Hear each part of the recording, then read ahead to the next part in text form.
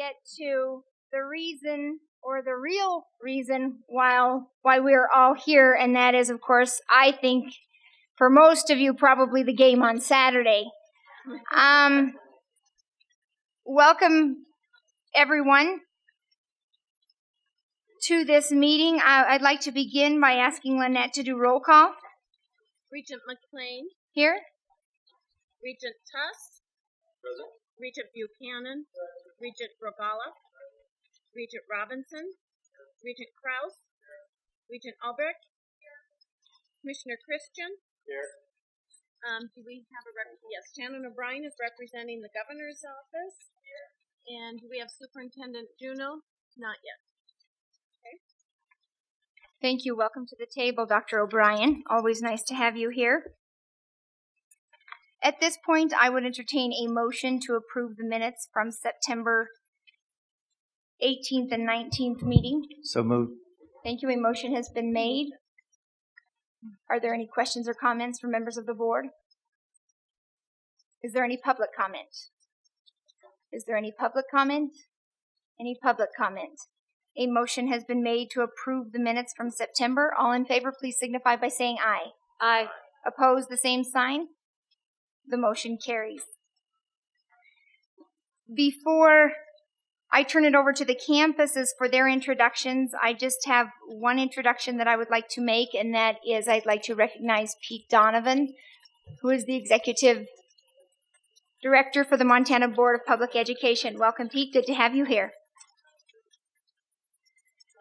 At this time, I would invite campuses to come to the table and make the introductions that they would like to make.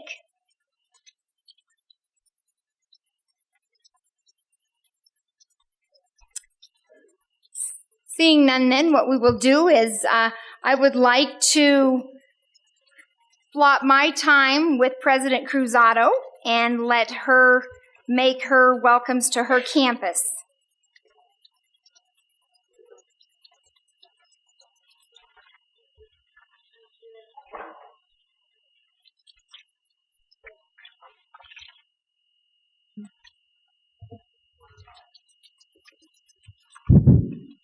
Madam Chair, members of the board, welcome to Montana State University, your land-grant university. We are absolutely delighted to have you here and to open the doors of our campus to you and also to all our wonderful guests.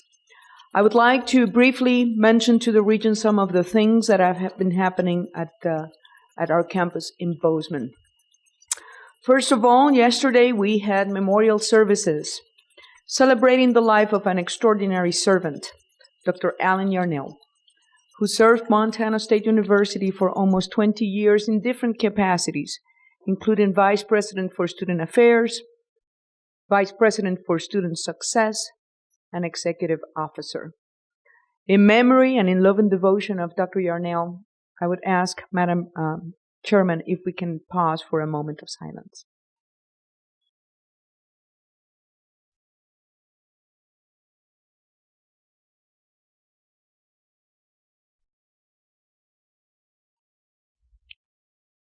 Thank you. We have a number of introductions that I would like to share with the board today.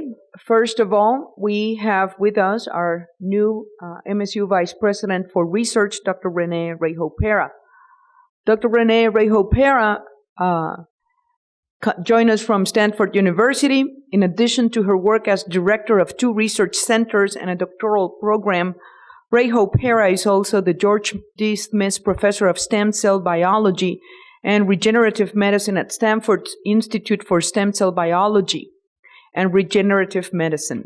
Her research is aimed at understanding the genetics of human development and in characterizing the basic properties of normal and disease-bearing human pluripotent stem cells, especially their ability to differentiate to all cell types. Rejo-Pera has received numerous awards through her career, including being named one of 20 influential women in America by Newsweek magazine in 2006. In 2010, her work in imaging algorithms was recognized by Time magazine as one of the top 10 biomedical breakthroughs. I think that I could go on and on talking about Rehopera, but with your indulgence, I would like to share with the public an email that another MSU alum, Dr. Irv Weisman, shared with the Stanford faculty where he serves. It starts like this. We're greatly saddened to lose Renee Rehopera to accept a position as VP for Research at Montana State University in Bozeman, Montana. Renee has energized our programs from the day she arrived and was, with me and Mike Longeker, principal writer of our successful grant that raised $43.8 million to build the Lori Lockey Institute. She also established a world-class, I would say, the world-class research program into both human embryonic stem cell biology and differentiation, but also the hopefully prize-worthy research into the first 6 days of life of a human zygote to embryo. She led the establishment of the first PhD granting program in the world in stem cell biology and regenerative medicine. She also served as the head of the medical school representation in the Provost Advisory Council for all appointments and promotions from the medical school. I worried, he said, that her relish for that job might presage her entry into university administration, and that worry seems to have been correct. You might wonder why she chose Montana State University for her move. I don't wonder so much, especially after talking with her. Some relevant history. I grew up in Montana and graduated from MSU Bozeman and returned many times a year to Montana and MSU. As when I was a student, MSU has been a great place to live, and the latter because so many children of rural farmers and ranchers can get a superb education there. I know how wonderful the life is there and what an important role MSU plays not only in the education of children of farmers and ranchers, but also its role in co-leading the several Native American colleges in the state. When I graduated high school, it was without the Blackfoot children who lived in our town and did their K-8 education in our hometown of Great Falls. Addressing this serious problem and enlisting some Native Americans into a career in the biomedical fields is a passion for Renee, one I clearly endorse and hope is highly successful. So it is with great pleasure that I introduce Dr. Renee Rehopera.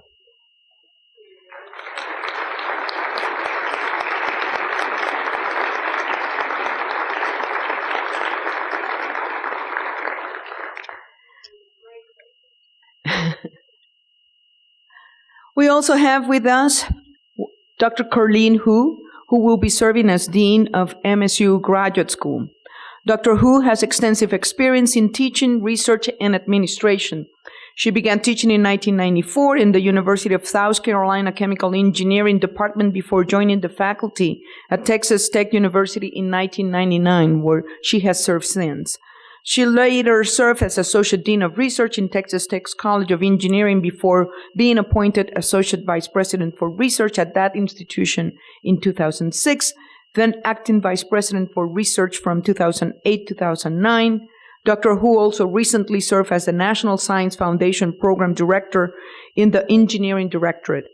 Dr. Hu has won numerous awards for excellence in teaching and research, including a Motor Board Award for Teaching Excellence, the Dow Outstanding New Faculty Award for Research Excellence, and a Texas Tech Halliburton Award for Teaching Excellence. She has also received several research awards from the National Science Foundation, including the prestigious Career Award, and has secured research funding from the American Chemical Society, NASA, and various industry partners, among other sources. Welcome, Dr. Carleen Hu.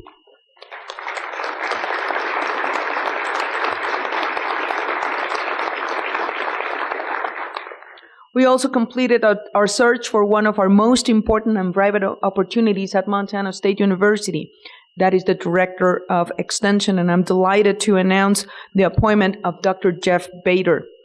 Dr. Bader currently serves as the Northern District Department Head of the New Mexico State University Cooperative Extension Service, a post he has held since 2009. As Department Head, Dr. Bader oversees approximately 100 employees for the 13 counties of the Northern District in New Mexico. Prior to being department head, Bader was director of the Bernalillo County Extension Program from 2003 to 2009. From 1991 to 2003, he was the director and agricultural agent for the Quay County Extension Program. From 1987 to 1991, he was the Extension 4-H agent for Santa Fe County, and from 1984 to 1987, he was the Director of Equine Technology at El Reno Junior College in El Reno, Oklahoma. Welcome, Dr. Jeff Bader.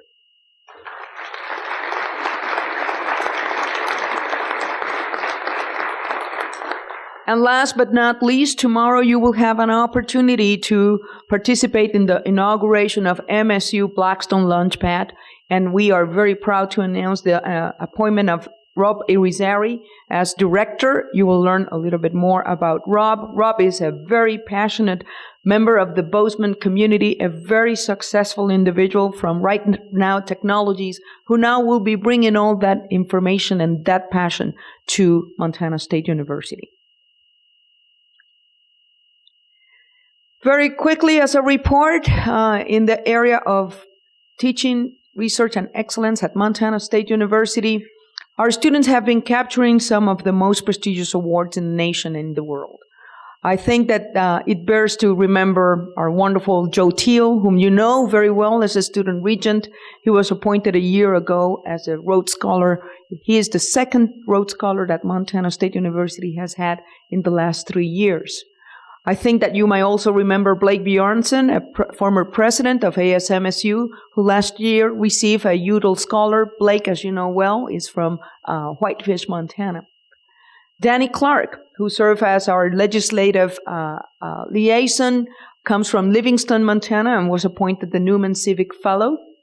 Elizabeth Browning, a Fulbright Fellow, she is from Idaho Falls, and you might recognize her because she happens to be married to Joe Teal.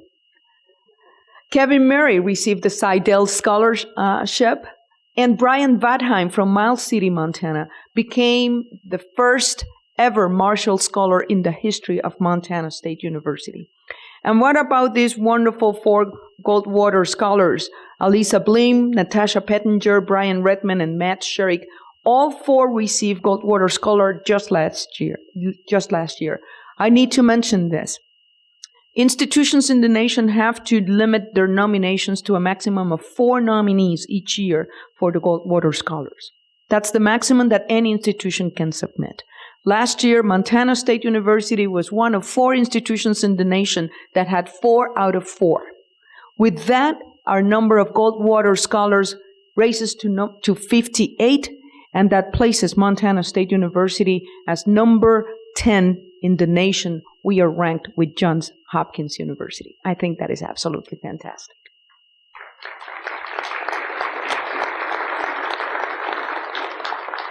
Every year around this time, for the last 3 years, we want to add a spot in which one of our students tell their story about Montana State University.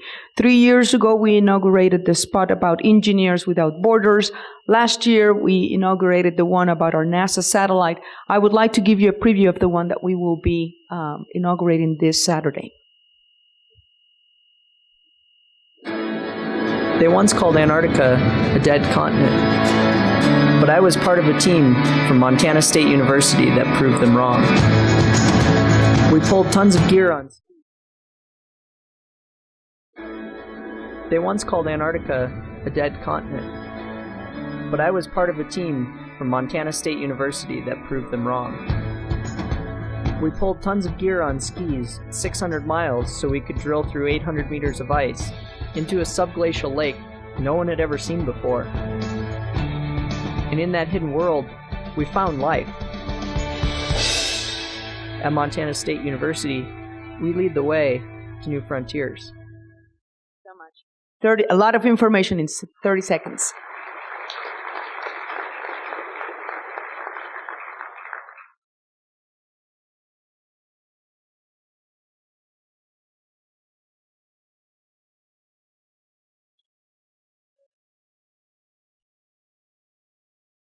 Talking about our faculty, this year we have been celebrating the year of engaged leadership at Montana State University. Through our planning process, we discovered that there were 2 great institutional values at Montana State. One of them, leadership, the other one, engagement. So we decided to combine those 2 values into one, and then we decided to showcase some of our most stellar faculty members in the newly designed Provost Distinguished Lecture Series.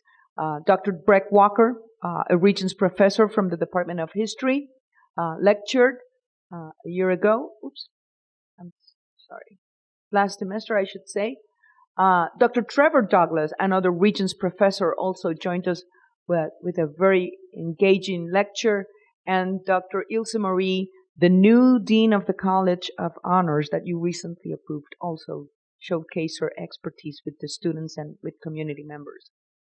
Thanks to the Board of Regents, we have been able to establish new programs that will address some of the most urgent needs in Montana and the nation. We would like to thank you for approving the Doctor of Nursing Practice degree. We will open that program this year.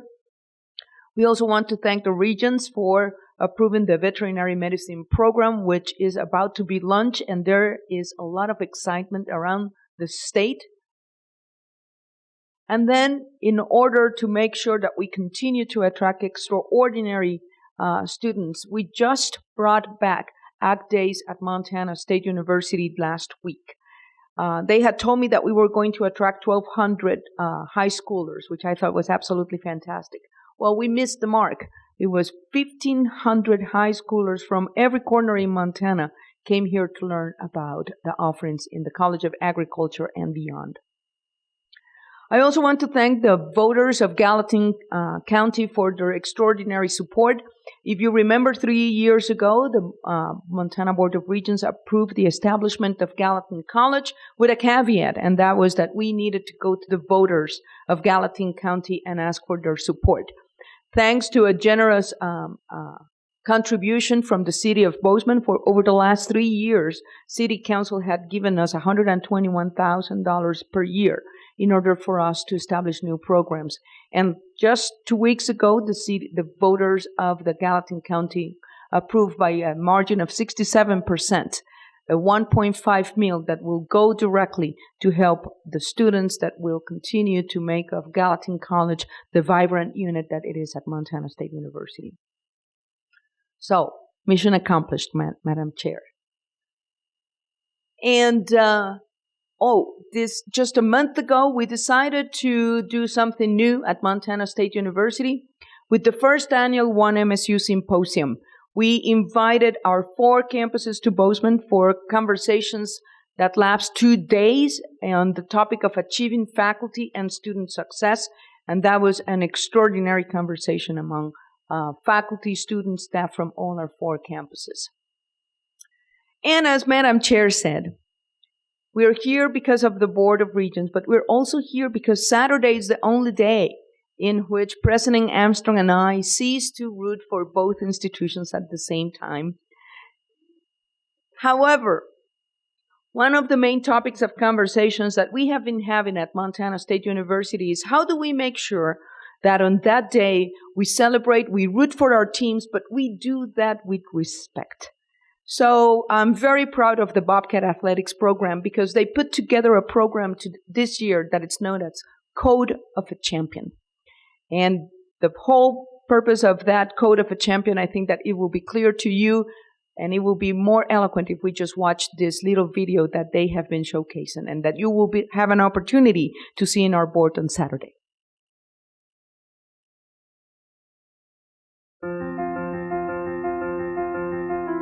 The Bobcat Code of a Champion demonstrates the athletic department's commitment to provide athletic events that are safe, clean, welcoming, and enjoyable to all fans. The code is comprised of the following principles. We all represent the Bobcats. Do so with class and sportsmanship. Respect all staff, fans, student athletes, opposing teams, and officials.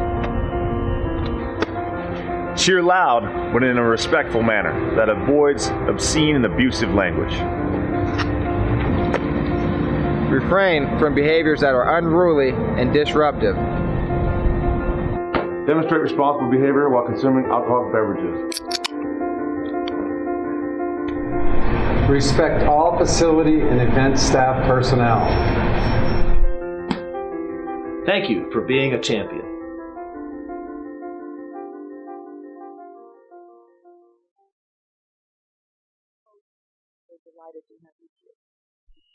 Thank you very much, Madam President. We are delighted to be here, and I would like to thank you, your faculty, your staff, and your students for hosting us today, tomorrow, and for hosting the state of Montana, and folks outside of Montana all day Saturday. We look forward to our time here. Before I move on to my comments, I would like to turn to the University of Montana Western so that they could make an announcement.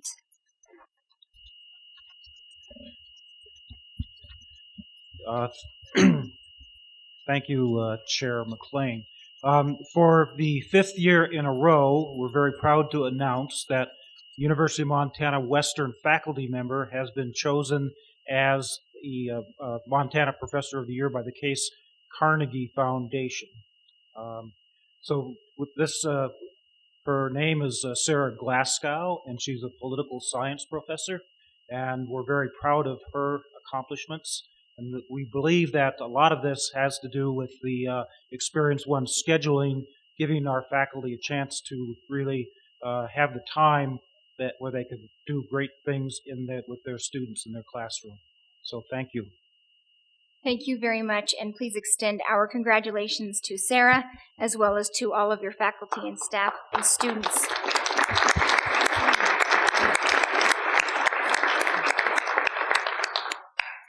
Before I continue in my remarks, if I could please have the students who are here today please stand and be recognized for choosing the Montana University system.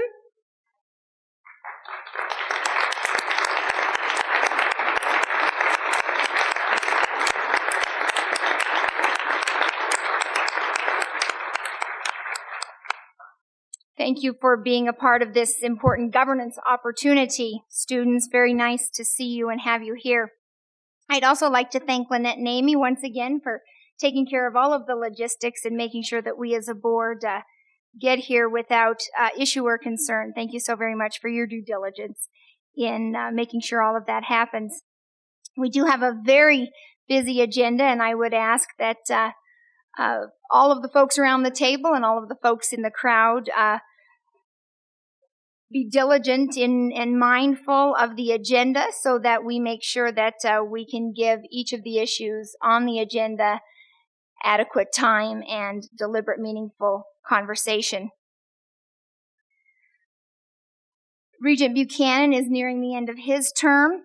His term expires at the beginning of next year. There will be a reception held today after this meeting at the Museum of the Rockies. We hope that each of you will join us. And then Regent Tuss has made something that he will present on behalf of the board to Regent Buchanan tomorrow. So, Regent Buchanan, we look forward to that.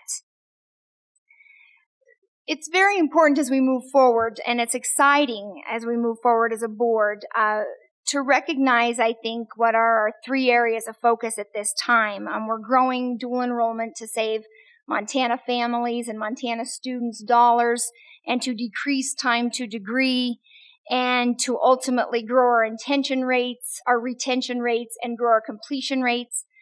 We've joined and started Complete College Montana. We've joined Complete College America in an effort to do that. And then, of course, we have the Developmental Education Task Force that is making significant headway in helping us understand from the board level what policies need to be in place so that we can best, as a system, reduce our mediation rates. I think that this board has a clear focus. I think we want to help the governor get to his goal of 60% of Montanans with a credential by 2020. I think that's on target for us, and it's part of something that fits into each of our 3 areas of focus at this time. A number of folks across the Montana University system had the opportunity to attend the Complete College America conference in Salt Lake City a couple of weeks ago, and you're going to be hearing more about what was discussed at that conference from Tyler Trevor shortly. One of the things that I would like to speak to is the fact that we had one of the most extraordinary and talented and articulate speakers about providing student structure. And that speaker came from the University of Montana Western. And I am proud to say, as the chair of this board and as a graduate of the University of Montana Western, that Seamus Manley was an extraordinary representative of every single one of us. And those who were at that conference could not have been more proud if he was our own child. So to Seamus, to Western, and to all of what you are doing at Western in regards to Experience One, we congratulate you, and I can tell you, you were the talk of the conference. Later on today, we will be joined by some of our partners, Mr. Donovan, the Superintendent of Public Instruction. We'll be joined by the deans of the colleges of education from Montana State University and the University of Montana to have a great conversation about the terrific work that is happening around the Common Core state standards, not only K-12, but in the post-secondary realm as well. There are terrific partnerships going on, and those will have significant meaning for all of our students, P20. Additionally, I'm pleased to say that the university system was a very active partner in applying for the Early Childhood Grant. The Board of Regents and the Office of the Commissioner have been engaged in other conversations with our partners with the Governor's Office and with K-12, with MEA, MFT. We participated in a great presentation and a great conference at the Teachers Convention. This commissioner signed on to a letter on behalf of the Office of Public Instruction's testing waiver request to Secretary Duncan. Then I'd like to recognize and thank Regent Krause for his advocacy here in Bozeman. As being the Bozeman Regent, you did a terrific job advocating each day on behalf of the Gallatin College. And so I want to thank you on behalf of the board and on behalf of all of the students who benefit from that institution, Regent Krause. And we all celebrated that night and continue to celebrate the passage of that levy. And then finally, I just want to thank and recognize the commissioner, his staff, and all of the folks on campuses across Montana who made College Application Week happen for Montana students. I can tell you from an Anaconda perspective, I think we had 81% of our seniors register complete applications for college last week. So I want to thank you for making that happen where it may not have happened otherwise. And with that, Mr. Commissioner, I look forward to a terrific meeting. We've got a lot of items on our agenda, but with that, I turn it over to you. Madam Chair, thank you. Excellent job sort of laying out exactly what we'll be discussing for the next few days. We do have a robust and full agenda for the board to consider. Before we do so, though, I'd like to add a few of my thoughts on sort of set the stage for what is the backdrop of this conversation. A few weeks ago, well, maybe it was a few months ago, I was on this campus with President Cruzado. We attended a faculty senate meeting. At the end of that meeting, one of the faculty members said, you know, I'd sort of laid out the same topic that you just discussed, sort of all that's on our plate as a board, and I'm excited about it, and I was real enthusiastic about it. And one of the faculty members said, but why are we doing all this? And, you know, what's driving this? And we must be doing a lot of things wrong if we need to make all these changes. And certainly there was some facetious nature to the question. He knows some of the answers. But nonetheless, I think it does drive some good conversation about what is behind all of these efforts and what drives those efforts. And I want to touch on that a little bit, and I want to make sure that we all know in this room, and certainly the faculty know moving forward, we appreciate the work they're doing and what is driving it. A few weeks ago, I had the pleasure of accompanying President Engstrom on some international travel, and we were wandering around the Peking University, which at least professed by them is the Harvard of China. And we had the pleasure of doing a tour of campus, and 4 of the student leaders there were taking us around, and I had a chance to talk to each one individually. And I asked them, when you graduate, they were juniors and seniors, when you graduate soon, what are you going to do next? And individually, but all of them came up with almost the exact same answer, in perfectly clear English, by the way, which was, I'd like to study in America. And I think that says a lot. And I want everybody to know that we recognize that. In some markers, we're 12th in the world now, and in others, we're 16th, and some were 8th. And I get that, and those are areas that we need to work on. But in many ways, we still remain the absolute envy of the world when it comes to public and private higher education in this country. And that is because of the great people that work within the system, the faculty, the administrators, the staff that provide those services for students. We get that, and I want to make sure that everyone knows that we get that. It's not a quality issue that is driving this conversation. My answer to that faculty member is it's not about what's wrong with the university system, it's about what's right with the university system. People want more of what we have to offer. I was at Wichita a couple weeks ago, and it's not a surprise to know that the completion agenda sort of overwhelmed the 2-day meeting there. And I think Wichita has received enough questions that they actually looked into why are we doing this. And it was interesting. Certainly, part of the studies were done with cooperation from Lumina and Gates, and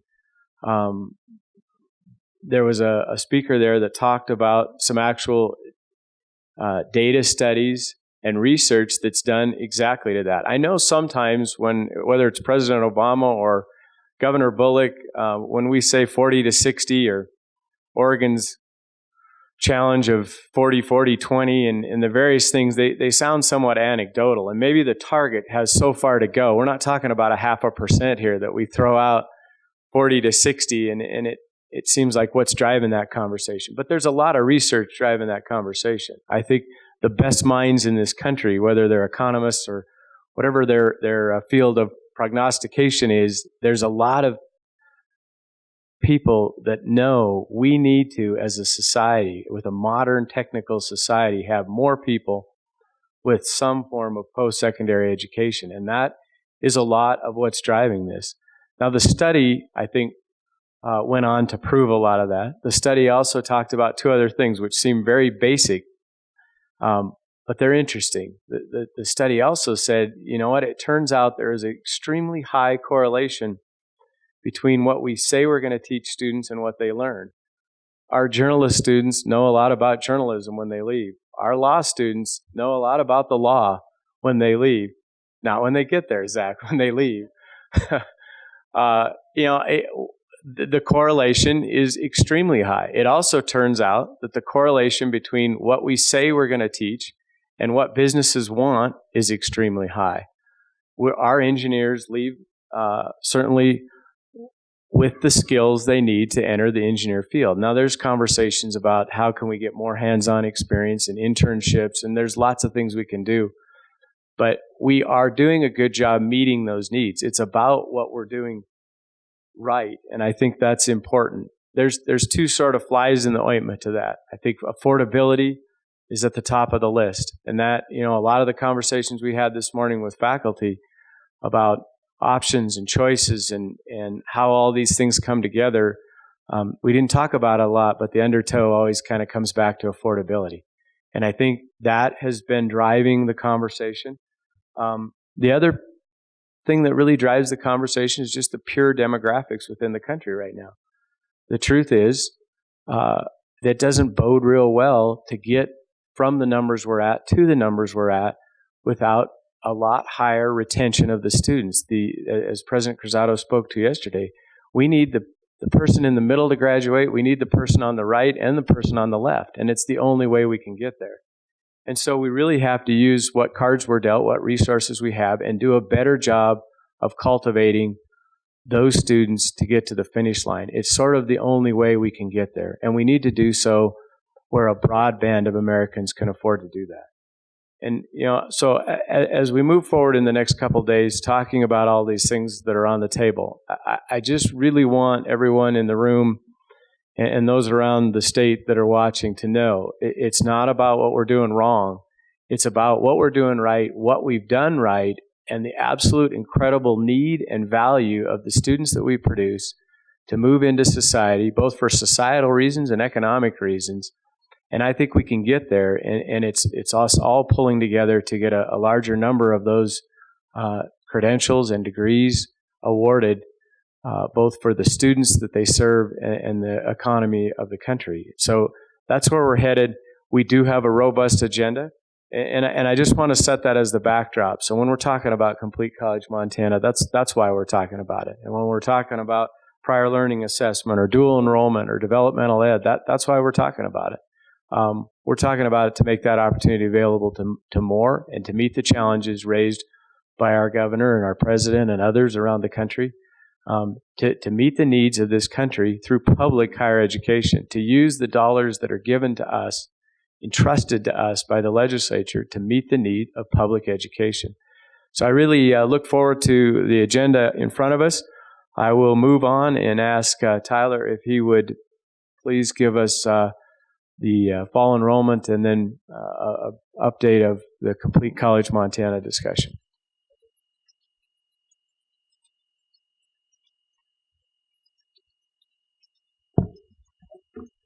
Madam Chair, members of the board, good morning. Mr. Commissioner, I wonder if it would be most applicable if I just went straight into Complete College Montana. It seems to be a better flow. This presentation we have for you today is called Game Changer Strategies. And I had the privilege, very distinct privilege, in fact, kind of out-of-body experience, and I'm at a conference with the two presidents, Montana State University and University of Montana, the Commissioner of Higher Education, the Governor's Education Policy Advisor, the Chair of the Board of Regents, Senator Taylor Brown, and as you'll hear, our star, Seamus Manley. Just a really great experience. I'm not a big conference guy, but this one was outstanding. It sets the tone for what we're going to be doing in Montana. But most importantly, on the theme of what the Commissioner just stated, this presentation is an overview of the strategies that Complete College America recommends, but probably more important, it is a kind of a measuring stick to what are we doing in Montana already to address these strategies. There's definitely some holes, but what's most fascinating about it is how much we're already doing and how we compare to other states. And I don't think we've taken enough credit for the fact that, granted, the governor said we're going to grow from 40% of our population with a higher education to 60% in 10 years. Montana, from 2007 to 2010, led the nation in growth in the population that has a higher education. So it's clear that we are on the right trajectory here, and I think we need to continue to recognize that. So with that, if we move to the next slide, just a reminder, Complete College Montana, we joined as a state via the governor on August 19th, and there was a clear purpose here, and that is to join this organization which would help guide us in developing some strategies and enhance the ones that we already have to move the dial in the state of Montana from 40% of the population with some kind of college credential to 60% over the next 10 years. It's Complete College America. We name it Complete College Montana. There's 34 other states. We are the most recent state to join, and it's really an alliance that we can rely on to connect with other states, find best practices, and it is free. As Shannon O'Brien continues to remind us, this is not a taxpayer drain. Next slide.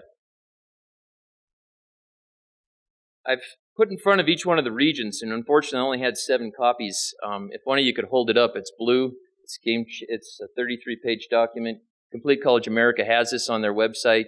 I hope we all have a chance to take a real detailed look at it. This presentation is just going to be skimming across the top of it, explaining what they said to us over a 2-day period of time, and then at the same time kind of doing a benchmark of where we are at in Montana.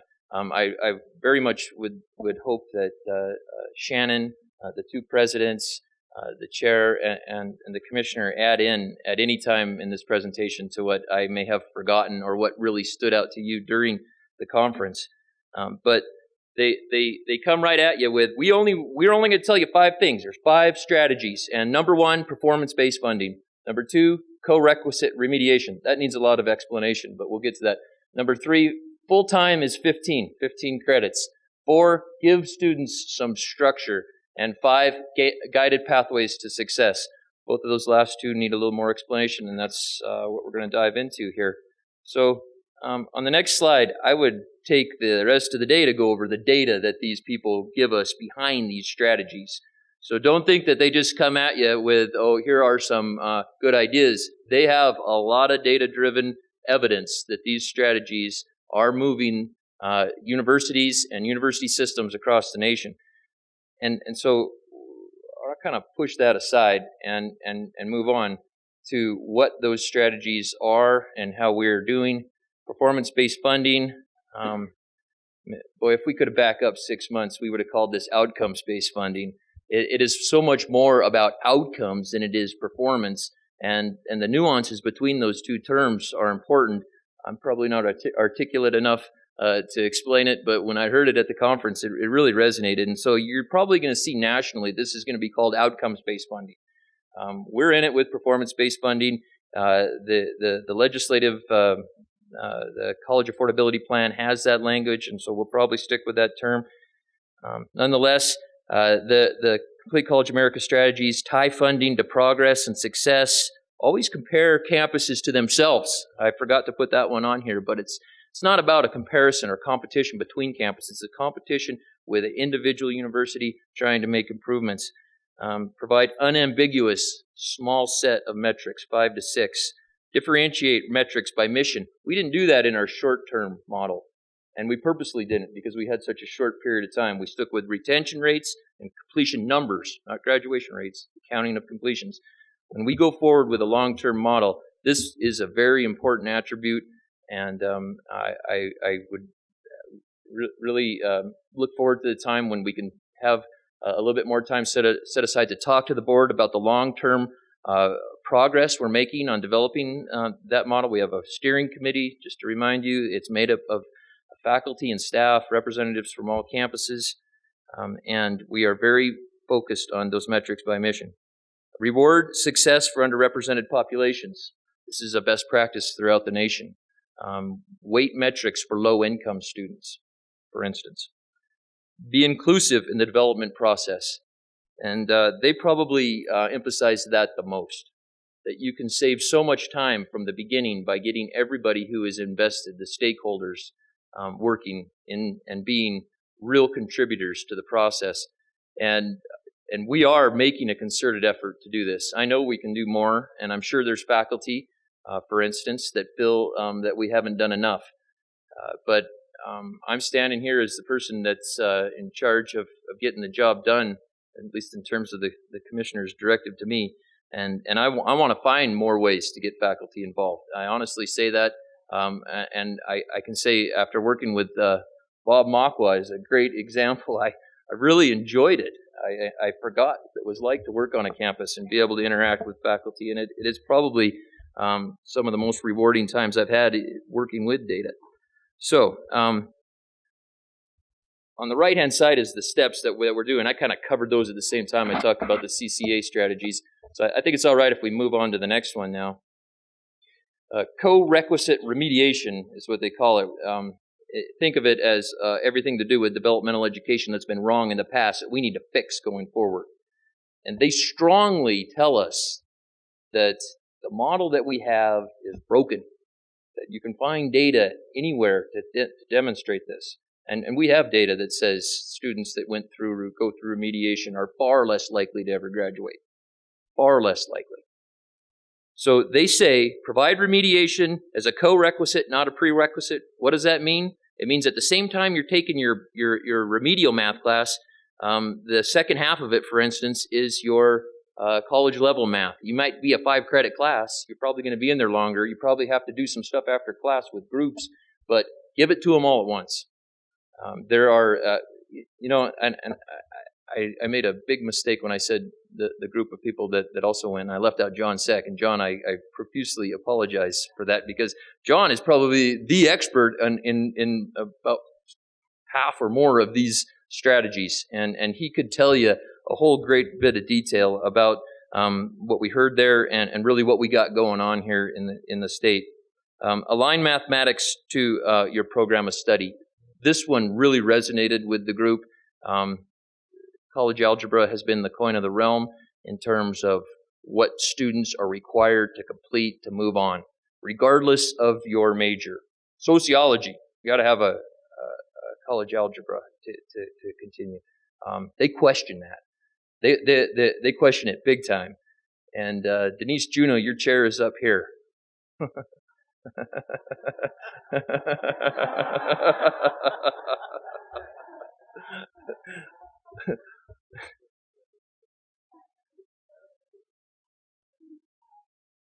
Try and use multiple measures to create placement ranges. These are just hitting right on some of Denise's topics too.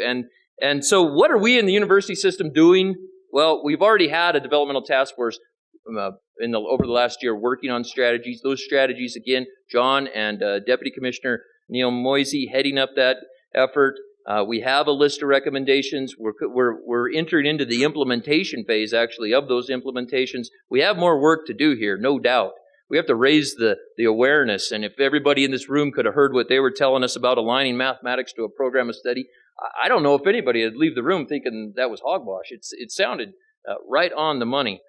But then again, it's one of those deals. We need to work with faculty and staff in order to figure out a way that we're going to be able to do that systematically throughout the university system. Ongoing work by the task force includes co-requisite implementation. That's one of the recommendations.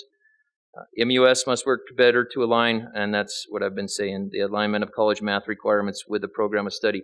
And I bet you if I asked the chancellors and presidents, they'd say, oh, well, we have programs like that. And almost every topic you find in the university system, you can find we have a best practice of it going on somewhere. And I bet you we do have this, that we have programs that have already done this, that require statistics instead of college algebra as your math that you need. But either we don't have the knowledge of it in one place, in this arena, to talk about that we've done a great job at it and we're able to measure the success of students, or it's still diffused out into the campuses, and we need to do a better job of pulling that in centrally. The next one is full-time to 15, and there's probably not a strategy that they told us to do that we weren't already doing. If it was, this is it. The first one is, they say establish banded tuition.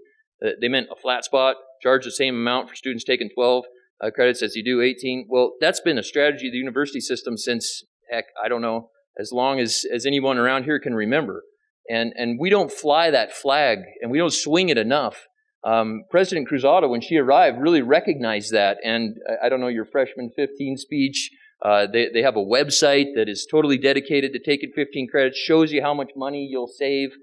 It's really a national example of exactly what they were talking about. I sent it to them, and they were wildly impressed. Sent it out to the rest of the alliance that is exactly what they're talking about. And we have other campuses that do that same thing too. The University of Montana has the Forebear, which guarantees you to graduate in 4 years, which is based around taking 15 or more credits. So we have multiple efforts going on. They also say cap requirements for bachelor's degrees at 120. We have a policy that caps requirements for bachelor's and associate degrees 120 and 60 credits. Of course, there's going to be some exceptions. Engineering would probably be one of them. I think accounting is another. But we've already been working on that. So let's move to the next. Structured schedules. They really wanted to impress upon us that students need structure. People need structure. And to say that just pick whatever one you want isn't conducive to getting students through in a timely manner or getting them through successfully. Regent McLean, did you have something to add? Sorry. Predictable schedules. And this is where our Seamus Manley comes in. They really emphasize block scheduling. They had no clue going into this meeting about a month before it that we in Montana have the example in public higher education for four-year campus that is completely block scheduled. And the data at the University of Montana Western is really starting to show the results of the increases, 10 percentage point increase in retention rates, 20 percentage point increase in graduation rates. since the beginning of their block scheduling. It is unequivocally an example of success. So again, here, this is an area where we have best practices throughout the university system. We could employ more strategies related to these structured schedules, no doubt. When you read inside the book, you see they're talking about more than just what we think of in block scheduling. I put a few other examples on here, but there are definitely more throughout the system. MSU's Accelerated Nursing Program, FVCC's Culinary Program. You start with one group of students, they move you through and keep you going year-round. You stay with those students, you graduate quicker, you have a cohort. It's a model for success, and I don't think it's anything new that this board hasn't talked about, but it's a reminder that this is key. And keep in mind, they said you can't just do one of these strategies. You got to do them all in order to really move the dial. You have to do all of these. So 5, guided pathways to success.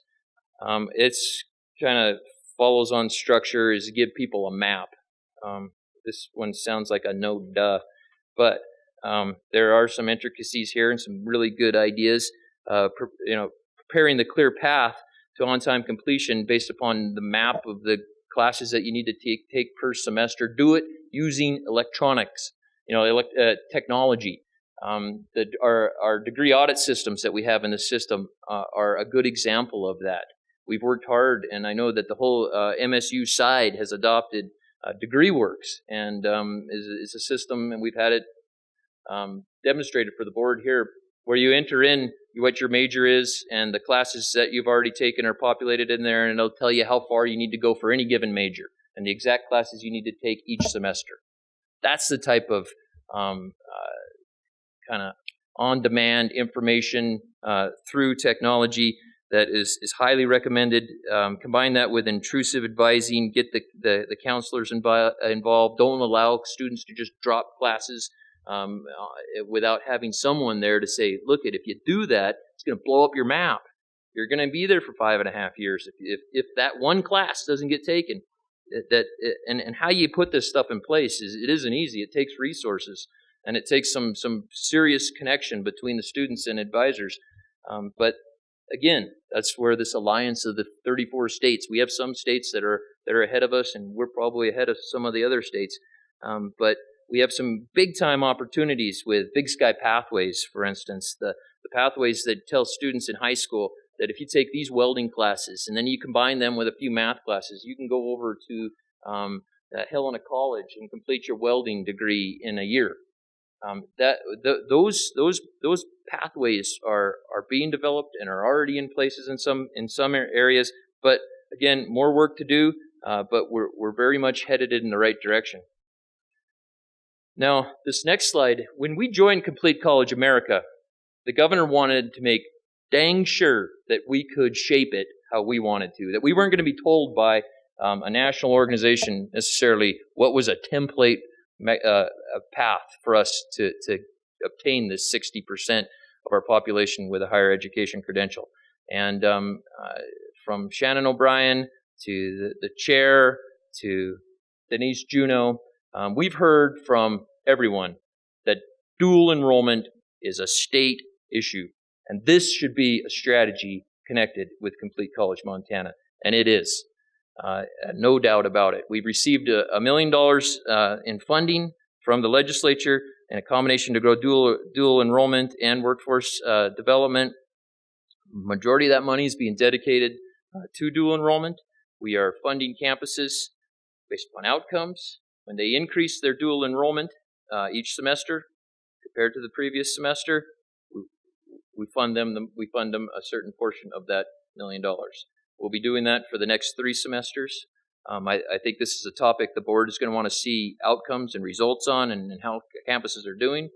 I'm sure that it'll be agenda items following this semester, and I'll be here giving you an update on that. We have a dual enrollment task force working on the recommendations to remove the barriers, working in collaboration with OPI and the governor's office. And what's the results? Well, we've been working on this topic. This hasn't been a new topic. So since spring of 2012, I'm here to tell you dual enrollment is growing. we're at 53% increase. We're up to over 1,600 students who've taken at least one dual enrollment course this fall. I have an asterisk by that because it's actually it's gonna be higher than that when I'm done counting, because these are based upon indeterminate enrollments and these are census. So there's a lot to look forward to here. The trajectory is going in the right direction, and I really hope it continues. And then a year from now, we're standing here looking at this chart, and we have 100% increase. And finally, the most important part of this whole effort. Tyler. Before I ask my question, I would just like to welcome Superintendent Juneau to the table and welcome Dr. Prejo, who joined her today, and both of these ladies will be part of a presentation later on this afternoon. Very nice to have you both here today. You moved on from the dual enrollment slide, and that's okay. You don't need to back up. But we've had a lot of conversation about how performance is about our statewide goals rather than institutional goals, but we're using institutional strategies to get where we want to go. You mentioned the mini version of the performance funding with the dual enrollment grants. And I think I heard you allude to the fact that down the road we may be hearing that dual enrollment would be built into the long-term model going forward. And with that conversation, I would hope that we would consider, because I think it's a great idea, but I would hope that we would consider the hub concept and be very cognizant that if one institution loses a high school or whatever because of the hub concept, that we're flexible in that model so as to not be punitive to an institution that was very aggressive and forward-thinking a decade ago. Thank you. Thank you, Madam Chair. I did jump ahead to the next slide, and I didn't necessarily mean to say it was the most important, because I know everyone has their own topic that might be more important to them. But for me, the measurement of progress and outcomes, and doing it in a very consistent fashion, and that would measure our efforts directly related to a completion agenda, is of the utmost importance. I want to remind the board, we also were encouraged by the legislature to do this. Senate Joint Resolution 13 asked the Board of Regents and the university system to study college completions and to measure a set of progress and outcome metrics that took into consideration that counting the number of degrees, graduation rates, successful completion and remediation, completion of gateway courses, your overall enrollment, your enrollment in relation to your completions. That recommendation from the legislature just so happened to really closely mirror the Complete College America metrics. And so, Amy, if you click on the results portion there on that link, we've dedicated a portion of our website to the results of the progress and outcome metrics. And so it lays out each metric here. I'm not done completely with this, and I don't know if I ever will be, because inside of each one of these metrics is each level of data for each campus. And then we'll go further to look at part-time students versus full-time students, transfer versus students that started at the campus. We'll split out each one of these metrics by race and ethnicity and by low-income status. This truly will be the data set for the university system office and the Board of Regents to measure the state-level progress as well as individual campus progress within groups. I'm extremely excited about it. I'd take too much time if I even clicked open one of these, so we won't. Go ahead and back up, Amy. And that completes the presentation. I'd be glad to answer any questions, but again, the commissioner, the chair of the board, and some of these distinguished folks know as much about this as I do. Madam Chair, that completes my report. Thank you, Mr. Trevor. Mr. Commissioner? Any questions before we move on? Regent Robinson. Madam Chair, I wanted to first thank you for making the presentation. I think the work that's been done already regarding this effort is tremendous. And I think what stands out to me and what lately has been my mantra with a lot of things is progress. What progress are we showing and how can we quantify that progress? And I think that's what's important. I know we heard this morning and talking with at the faculty breakfast that there are concerns, and understandably, with change and progress and things moving forward, that it needs to be inclusive, and I'm glad that it's including all of the right, faculty and staff representatives, as well as the board and administrators in this effort. One of the questions that I had for you is, the data is important, and how we put together the strategy is important, and it's also important, we heard in the breakfast this morning, not to leave certain populations out. So I would encourage that this effort, as it moves forward, keep in mind the low-income population, our students that are struggling, that are single parents, that really do need to be represented in here and not lost in this effort. I think also in that is our population of American Indian students, and how we address that, and how do we make sure that they're as successful and have chance for success as all of our students. So I'd like to make sure, as this moves forward, to keep that in mind, that how do we not only quantify it, and there was one item you had mentioned in there about rewarding success for those underrepresented populations. I think that's something that we need to look at very closely, and it actually makes me very excited to see that we can identify that, which we certainly have many strengths that we've chosen to identify as well. But we also need to recognize that where we may not be doing as well as we should, and how can we improve upon that? How can we make some progress on that? So I just wanted to thank you, and I think that's one area I'd like to focus on.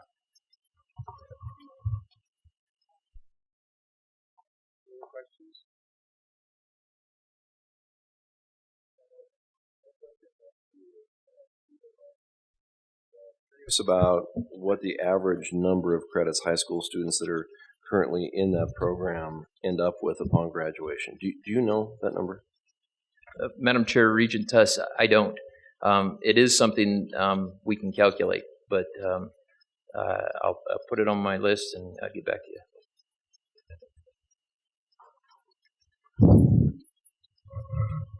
Madam Chair. Regent Albrecht. Related to Regent Robinson's question, can you explain how you address the non-traditional student or the working parent who needs longer time to complete? Because I echo those concerns. Madam Chair, Regent Albrecht, great question. And it relates to performance-based funding metrics. It relates to graduation rates that we've traditionally measured in the past, and these new kind of set of Complete College America metrics. And traditionally in graduation rates, that group is left out. We would look at first-time, full-time students and then benchmark off of that. And the student who starts and takes a part-time load, maybe takes a semester off and takes the longer time to get to graduation, is often left out. We don't have strategies necessarily that are directed to them, and that is changing in this set of data right off the bat. The first metric that we hold kind of in the highest esteem is just counting the number of completions. So that student who's a non-traditional student who may have stopped out, took a half-time load, campuses can embrace those students and get them working towards graduation and to count in their numbers. So we're not hanging our hat on graduation rates, in other words. And then in each one of these metrics that we have that we're using from Complete College America, we will look at them by non-traditional status. I didn't mention that, but also part-time status too. So by campus, by non-traditional, by part-time, we're going to have a complete full set of data. I hope that worked to answer your question. I know there's probably some more intricacies in there that I didn't hit. Regent Buchanan. Thanks, Tyler, very much. I applaud you and thank you, and just am so impressed that this agenda is as mature as it is. We've been talking about a lot of these strategies kind of independently, and it's nice to see that this entity's kind of pulled together a collaborative effort. During the conversation this morning with faculty, I was really encouraged about the tone.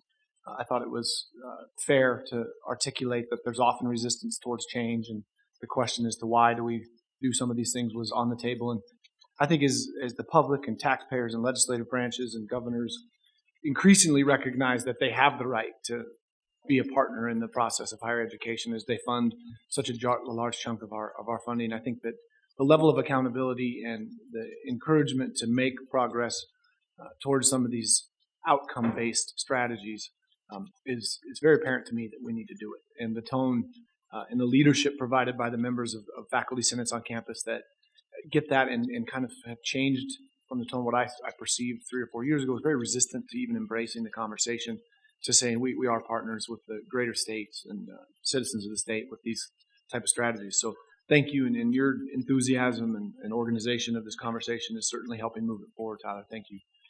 We're talking about some delivery strategies, cohorts and things like that. Has there been any discussion about types of curriculum? I know years ago, and at time we'll say right now, for example, some enrollment is growing in our campuses where job placements are in some of the higher placement as far as career opportunities, moving away from some degrees because they don't have as many job opportunities. Have there been discussions about focusing on, say, STEM or healthcare type of professions? Any curriculum-specific strategies that have been floated? Madam Chair, Regent Buchanan, I'd look to other members of the state team that were there to help answer that. We didn't hear a lot about, I guess what you might also call is program prioritization and focusing on niche degree programs by institution that maybe are more workforce oriented. It wasn't so much of their focus. I know that's been a focus of ours and an interest of yours. But we didn't really hear that message as much. Look at what's right, how this plan affects Montana in the most positive way. I mean, I feel we've been told by our legislative partners in the executive branch that we want significant investment where there's skill development in the industries and the trades where we've got opportunities in the state. And, as we continue to adapt this greater national plan to fit Montana, I do think there's merit in that, and I think that the students and where we see growth in enrollment are demonstrating that they're being very specific in how they pick which degree program they're pursuing because they see a career opportunity at the end of it. And I've always felt like we have had that on the peripheral of this conversation and still think it's very relevant. So I would encourage us to incorporate that as we continue to mold this plan. Thank you. Okay. Thank you. President. Yeah, thank you, Tyler, members of the board. I think that it's important for the regents to hear one fundamental tenet behind this, and perhaps this doesn't need to be said, but as we look to increase the number of people with college credentials, the percentage of our population with college credentials, it's really the intellectual capital that is behind that college credential that's important to the state, and that's what's going to drive our economy and our quality of life. And so really this is fundamentally about increasing the intellectual capital, the human capital that we have to bring to bear on the opportunities and challenges before us. And so, again, this probably goes without saying, but I just want everybody to hear that this is not about making it easier to get a college credential, easier in an academic sense. This is about making it possible for more people to rise to the challenge of the academic programs before us. And so underlying all of this conversation at the Complete College America meeting and on our campuses is the importance of making sure that we maintain academic quality, academic rigor, academic standards, and put in place the kinds of things that will help more people rise to that challenge and come out with a degree that really does signal the high academic achievement that we expect on our campuses. Regent Krause. Thank you. We have a lot of differentiation in the roles of the different campuses. And I think you can see that from listening to people talk. Certainly, we've seen a lot in Complete College Montana, and I don't want to overlook the research component and how we program that into a performance funding model. So that's a big piece sitting here at Montana State University. I didn't do any research at Montana State University. I took accounting It was the VOTEC college of the university, but but I think we have 2-year, and a lot of 2-year schools, and we're really emphasizing that. And I think that has a specific mission, either to do transfer degrees to where they go to a 4-year school, or they get in and get out with that job opportunity. I think there's a lot of, and certainly our investment in 2-year is going to pay off more quickly and with a higher volume as we go. I haven't gotten to the growth charts yet, but I did see Gallatin College went up 10% this year, so that was pretty good. And I think I saw that in another 2-year school. I think we're going to see, as we look at the $25 million grant and some other things we're going to do, that we're going to push very hard for tailoring the needs of the state with offerings at 2-year schools. They're going to be lighter on their feet. They're going to be more nimble. They're going to be able to go out and find the demands for employers and respond to them quickly. But I do think so that's on one end of the barbell, if you will, and the other end of the barbell is how we put a research component for the flagships and for the new PhD program at Montana Tech. How do we put a research component in there? So as President Engstrom said, this intellectual capital, that drives our economy. We can also extract intellectual capital as one of our industries. It doesn't all have to come out of the ground. Some of it can come out of the brains of the people in this room. So we need to make sure that we're emphasizing that as a economic development or a game changer strategy. Thank you. Madam Chair, that is being discussed within the performance funding model, and that's something that Mr. Trevor and his group meet every Friday, and certainly are inviting anyone to participate in those performance calls. That we agree that's a very important component, and the round 2 or phase 2 or whatever we want to call it of the performance funding discussion certainly needs to have those components within it. So those are great points.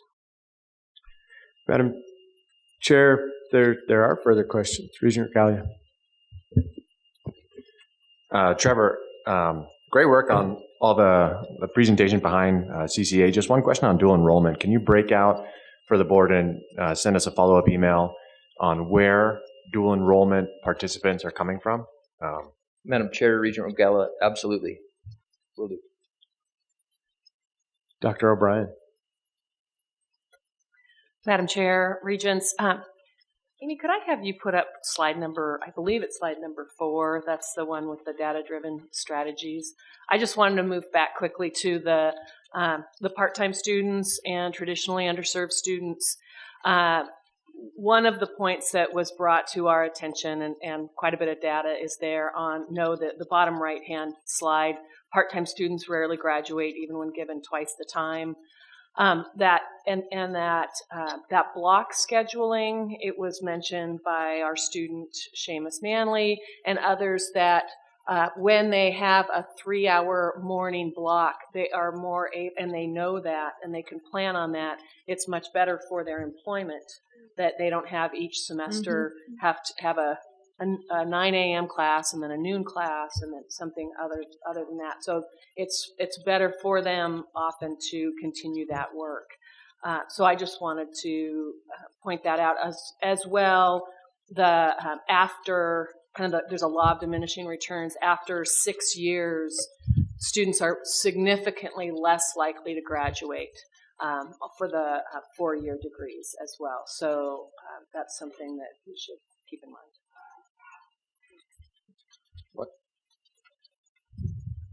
Regent Krause. Yeah, just one last thing, and that is several years ago. So this is my first meeting as a regent here in my hometown. It's kind of fun, but it isn't the first meeting of the Board of Regents I've been to in this town. I can think of some fun times.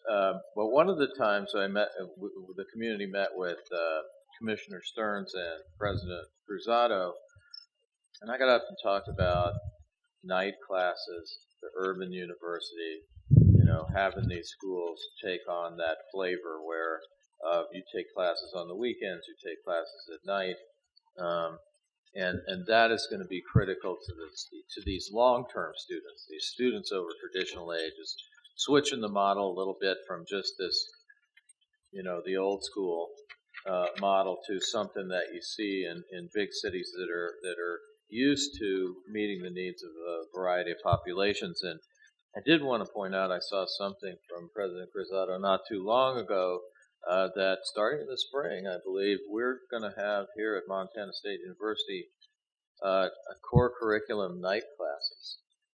And for a way of welcoming those non-traditional students onto the campus, core curriculum night classes is a great way to go. And I certainly don't want to look the student over traditional age. I will remind you again, it took me 17 years to get out of school. So that is, it can be done after 6 years. And the way you get people back in is you make it convenient and worthwhile to get back into school.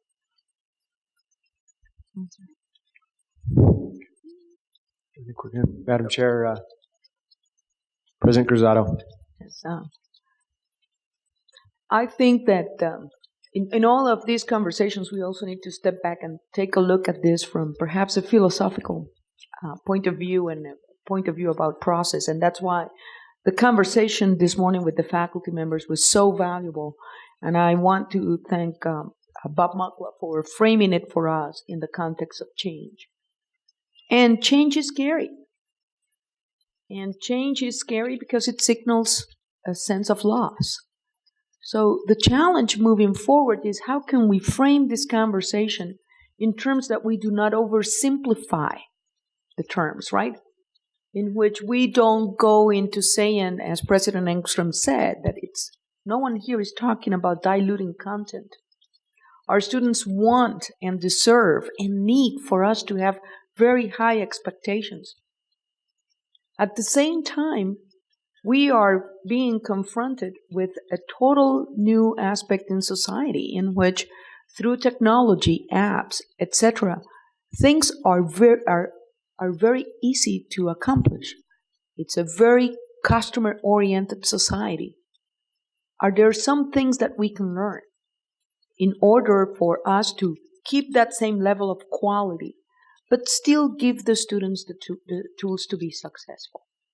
Is there a way in which, in this conversation, we don't fall in the trap of having administrators and officials conveying a sense of enthusiasm and having faculty conveying a sense of caution? Both of those elements are important.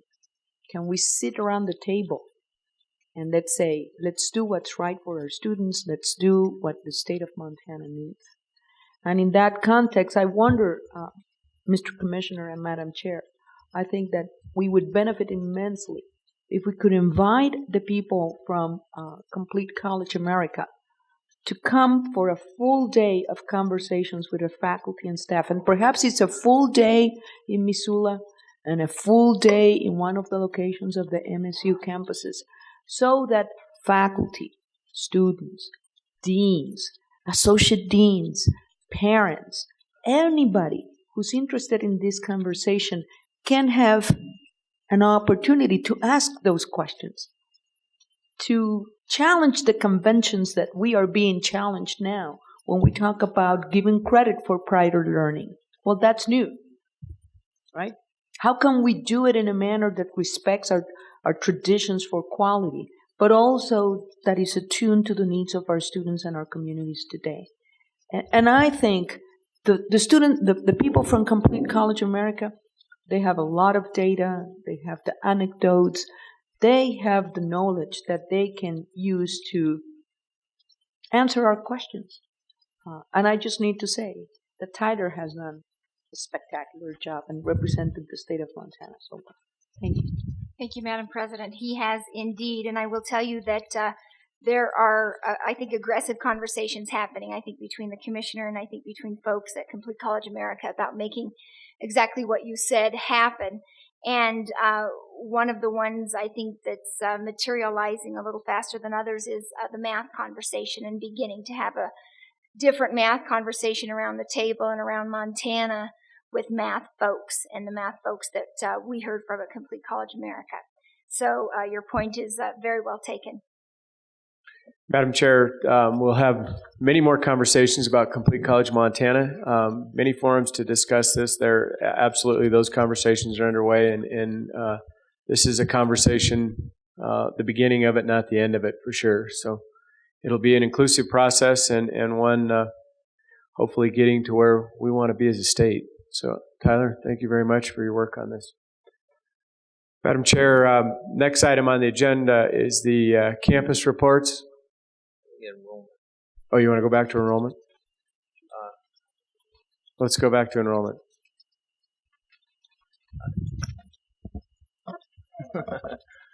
Madam Chair, members of the board, this is the fall enrollment report, and I don't want to take a lot of time on it. There's a lot of detail here. We could spend a lot of time looking at these data. I think that for those of you on the board are used to seeing it in this format every fall. This is what we heard in September from individual campuses, from the media releases. We pull that data together at the system office and present it back to you sort of for the official ordainment of the validity of the data. And it is contained within this report as a presentation. But you'll hear me often say in September that the enrollments at the campuses are not official until approved by the University System Office and the Board of Regents. So that's why this report is here. You can look through it. You can see the trends that are occurring at the campuses. You can see the trends that are occurring by individual level. Really, to look at the trends, though, I would say take a 10-year look. Though year to year, you might see a certain sector decreasing or a certain campus declining. But to get the full picture, it's got to go over a period of time. We take a look at FTE versus headcount. When you switch to headcount, we're taking a close look at first-time freshmen as they enter the university system and comparing trends there. The one that we have been dealing with and known about for quite some time, when you get towards the end of this presentation, is the natural decline of high school graduates. It's not a decline in high school graduation rates, but rather a population demographic that is occurring throughout the nation. We had the baby boomers. The baby boomers had kids. The next generation after that didn't have as much. We're in that zone, and we're going to be in that zone for 5 to 7 more years of basically 1,000 fewer high school graduates that came out in comparison to 2008. So it used to be about 11,000, maybe 10,500. We're going to be down in the 9,000 range. And that's going to affect enrollment on our campuses. And when you have 4 years in a row of 1,000 fewer high school graduates, because not all high school graduates go immediately to college after the first year, it has a compounding effect. So at the same time, we're working on dual enrollment and getting more non-traditional students in. And we've seen our campuses kind of make it through the first initial wave of the decline in high school graduates because of the recession. We had more folks going back to college. So there's a whole host of topics related to this. At the very end of the presentation, there's links back to the enrollment page on the university system website that can give you very much detail. And if you cannot find what you're looking for here in this report, please ask me. And all of these data are very readily available, and I'd be happy to share. Madam Chair, that concludes my report. Madam Chair, just comment quickly. Certainly been part of, with no disrespect, we've heard the doomsday of demographic talk, Regent Buchanan and I, for 7 or 8 years now. I think the university system's doing a remarkable job maintaining enrollment in spite of those early warning signs. And frankly, I think graduation does matter. And that effort by the superintendent's office is making a difference in high school graduation numbers that was not projected in the early demographic conversations. I think our efforts to see retention rates go up is making a huge difference. a lot of what we spent the morning talking about, I think ultimately will roll up into these enrollment numbers.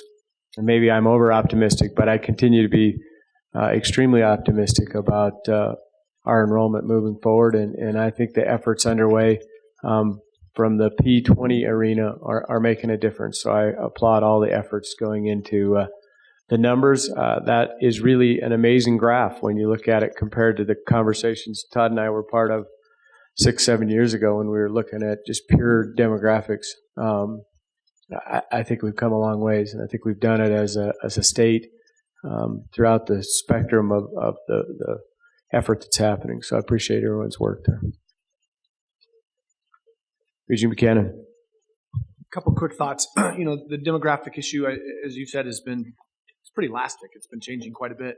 I know in Billings they're struggling with what they see as kind of a bubble of enrollment in the grade schools, that you got to develop infrastructure issues to manage that bubble. But what happens when that bubble's gone if it's not sustained? And that conversation of elasticity is something that I think we still always need to remember, how we beef up to respond to those trends, because they do trend the other direction. I noticed a really big jump in the non-resident undergraduate enrollment this time. And I can't remember how that trend has gone for the last 4 or 5 years, but if I know it's growing, and I'm wondering last night, Dr. Cruzado, you mentioned that you've been focusing on more of our residents enrolling. Are we making a concerted effort to attract more non-residents, or is that just happening on its own? I mean, what's our approach there? And I know from a net revenue perspective, they're certainly welcome in our system, and in many cases, the quality of student we're attracting is pretty darn high and good. Is this a priority of ours? Are we saying let's go grab more non-resident students? Madam Chair, Regent Buchanan, there is an area of our operation that is called strategic enrollment management.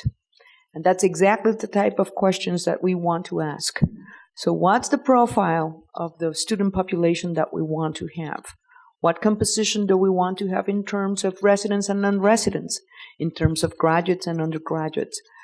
I think that we have been very deliberate at Montana State University in the last few years in making sure that we attract a good number of outstanding non-resident students that can balance our student population, that can attract some extraordinary scholarly activities and interest to Montana State University.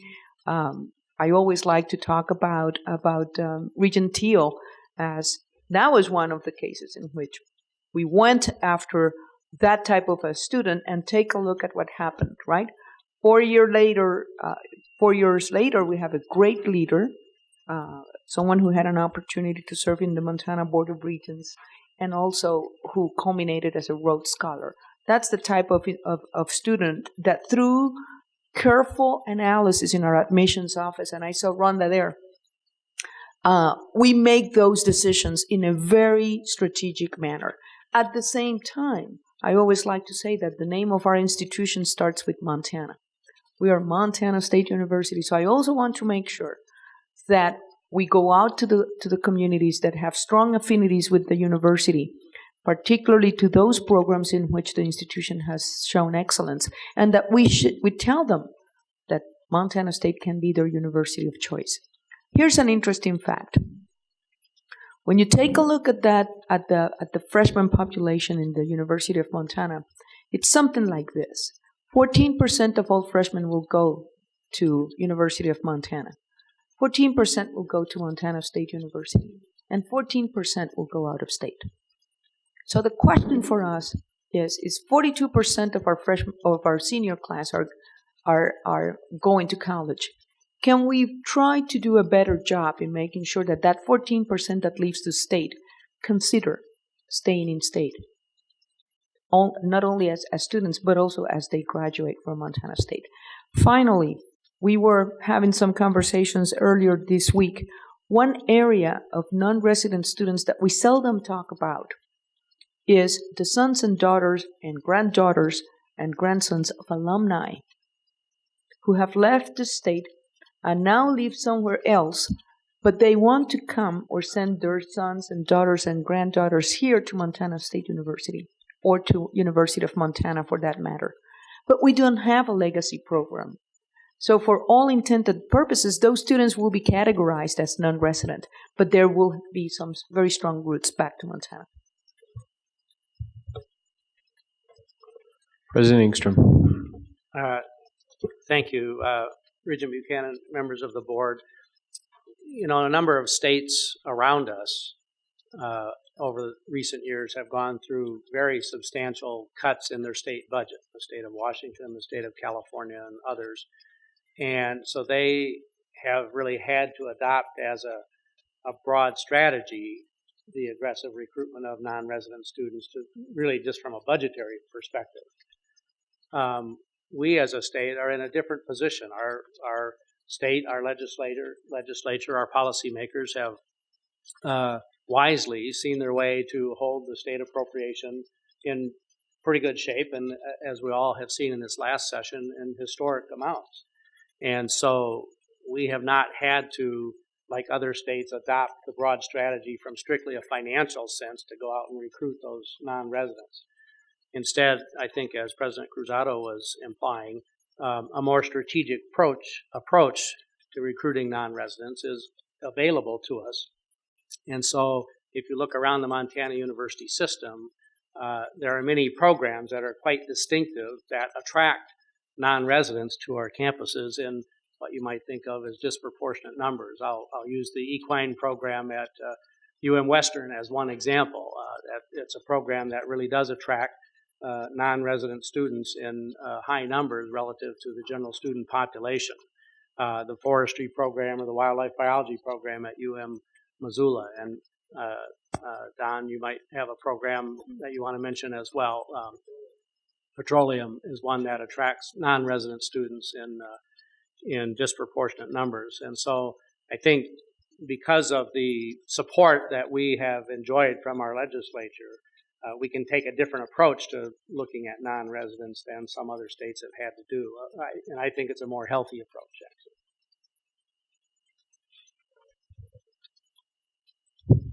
Madam Chair, we'll move on. The campus reports are posted. We won't necessarily go into those. There is a lot of work that goes into those. I would encourage everyone to make sure you get through them. Some great things happening on our campus. He's not here today, but I would like to tell you from the Commissioner's office, we have filled the Gear Up Director position. Zach Hawkins, who's an internal promotion, he's been a school grant manager for us in Gear Up, and he will assume the reins immediately, if not sooner. And we look forward to that relationship working with our K-12 partners there as well. The last thing on our list is I'd like to ask Jessica Brubaker from our legal staff to come up and give you a brief overview of what is happening through a WICHE consortium, which is part of a interstate authorization reciprocity agreements. That's consumed a lot of time, staff time of the Commissioner's office. There's efforts underway to approach that more regionally.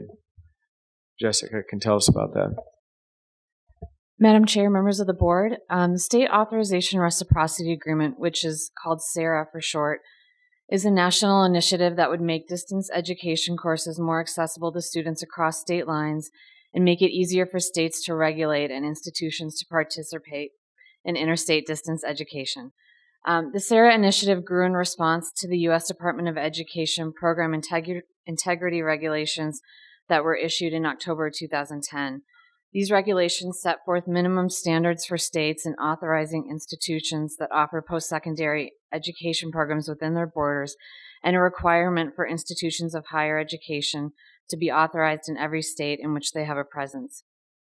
Although most states already had regulations in place, in most cases those regulations weren't being enforced. So essentially the new regulations resulted in a federal mandate that states start enforcing their existing laws. The penalty for noncompliance falls on institutions which become ineligible to receive Title IV financial aid if either their home state does not have a sufficient authorization process or they fail to get authorization from the state in which they are operating. So these new regulations had major implications for post-secondary institutions and states, especially with regard to the offering of distance education. Institutions were faced with the task of securing and maintaining approvals in potentially 50 different states with substantially varied requirements for authorization in each of those states. And then states were faced with the potential of thousands of institutions requesting approval and a resulting workload that might exceed its current management capacity. So SARA is a voluntary national reciprocity agreement that would relieve states and institutions of those burdens while still ensuring quality in the offering of distance education. The framework consists of a newly formed National Coordinating Commission, and it makes use of the existing regional higher education compacts, which have each formed a regional SARA entity. States will be eligible to join through their regional SARA entity, provided that they can establish they have an effective process for authorizing institutions. According to the SARA documents, that process must include, at a minimum, acceptance of a national or regional accreditation as evidence of academic quality, requirement of an adequate federal financial responsibility score, an effective state process for consumer protection, and ongoing oversight. Once a state has been accepted, institutions can apply to the state for authorization to participate. If Montana were to join SARA, it would require board approval and likely a change in the manner in which the Board of Regents approves institutions to offer post-secondary degrees in the state of Montana. The Commissioner's Office has been looking at this issue jointly with the campuses, and it's our preliminary opinion that joining the reciprocity agreement would be beneficial to both post-secondary institutions in Montana and to the Board of Regents in its role as the regulating entity in Montana. Several university representatives or university system representatives will be attending the WICHE-SARA Regional Forum in December to learn more about the roles and responsibilities of state agencies and institutions under SARA, with the expectation that the Commissioner will be reporting back to the board following this forum regarding our recommendation on joining SARA. We wanted to take this opportunity to provide you with some background information on the initiative and then answer any questions that anyone might have. Madam Chair, that's exactly what we wanted to do. Ultimately, I think this will require probably that the board approves a policy. We don't really have a committee that it fits in, so we just wanted to bring it to your attention. Potentially could involve even a legislative request on our behalf. And so something we're working toward. I think it will be beneficial to students in the long run, and we'll keep you up to breast on that. Any other questions on it? Thanks, Jessica. Madam Chair, that completes the system reports. Thank you, Mr. Commissioner. And before we go to break, I would like to turn the mic over to Dr. O'Brien from the Governor's Office. Thank you, Madam Chair. Regents, I recognize we are behind schedule, so I'll try to be as brief as possible. Just to update you on what's Governor's work and the Governor's Office work. We have been, I'll go chronologically, but first of all, the Governor sends his gratitude that, as President Cruzado mentioned earlier, this is change is not easy, and that you are making some big decisions with a great deal of information, and he sends his hopes and his gratitude for your good work.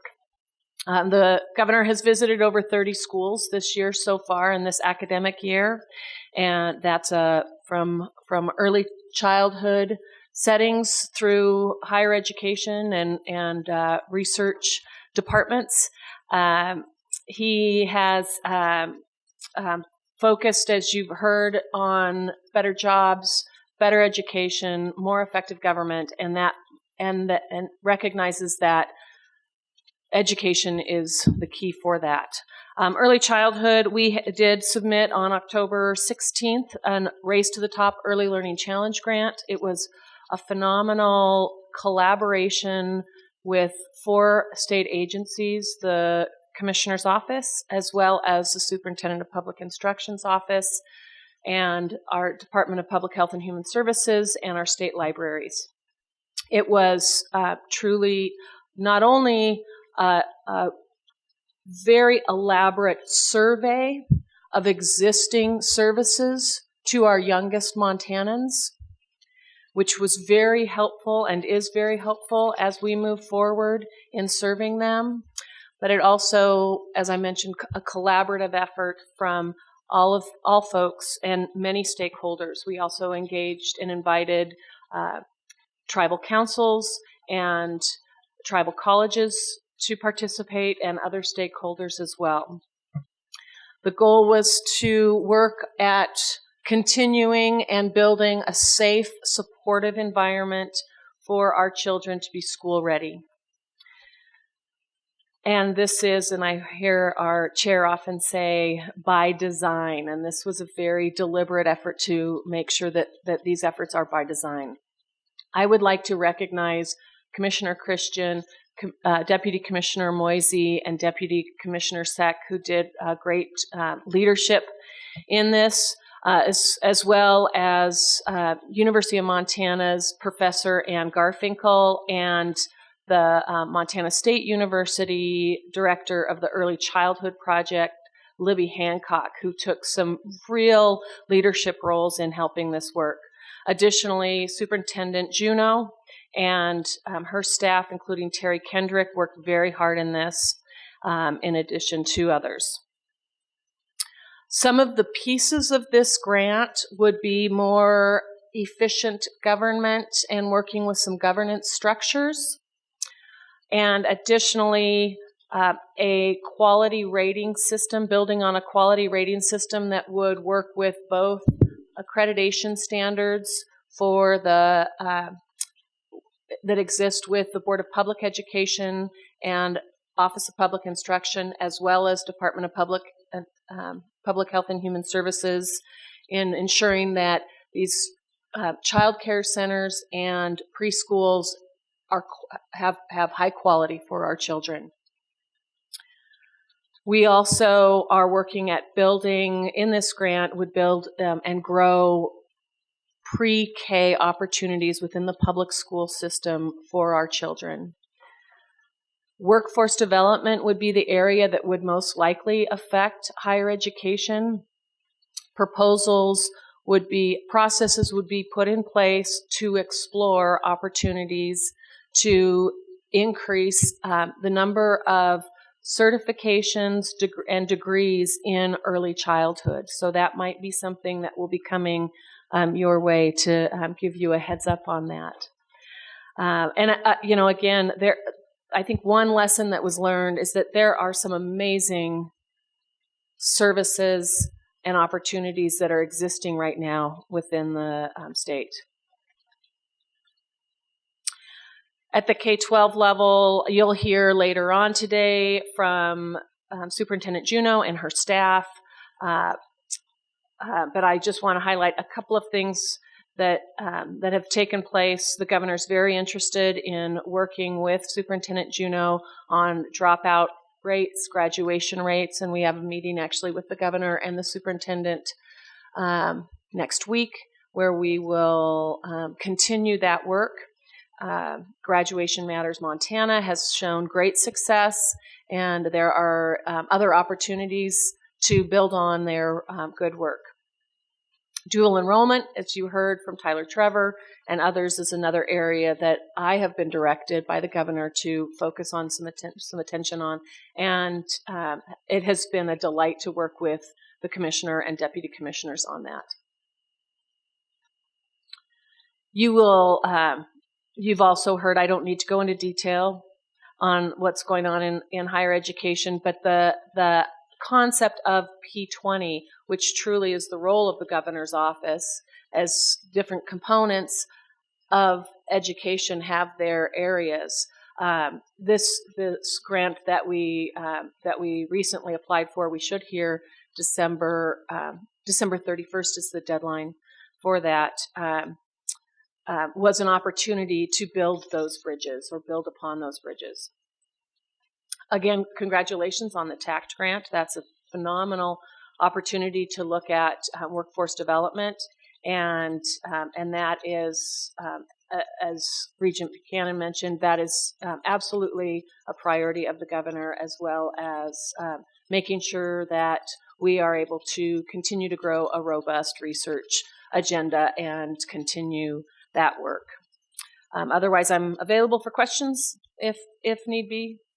That concludes my report. Thank you, Dr. O'Brien. Are there questions or comments for Dr. O'Brien? Regent Rogala. Thank you, Chairwoman McLean. Shannon, I just want to comment. I know you put a lot of hard work into that grant this fall, and we look forward to hearing the results and building those bridges. So thank you. Further questions or comments for Dr. O'Brien? On behalf of all of the students of Montana and on behalf of all of the board, thank you, and thank you to your team and the commissioner and the deputy commissioners and all of the folks in K-12 in Superintendent Juneau's office and Terry Kendrick who worked so diligently on that. We will keep our fingers crossed for you. Thank you very much. At this time now, we will break until 12:25. Please be diligent and mindful of the clock. Thanks. It says 12:09 there, 10:25. So to begin conversation about each of the action items, I will turn it over to Mr. Robinson. Madam Chair, thank you, members of the board. The first item is major item that we did introduce to the board as an information piece back in September, and I'm asking Terry Lease to come forward to present that item. He also has members of his staff here with us if there are any questions. But Terry? Thank you, Nick. Good morning, Madam Chair, members of the board. First of all, I would like to recognize our management team that's been working on this very important student project.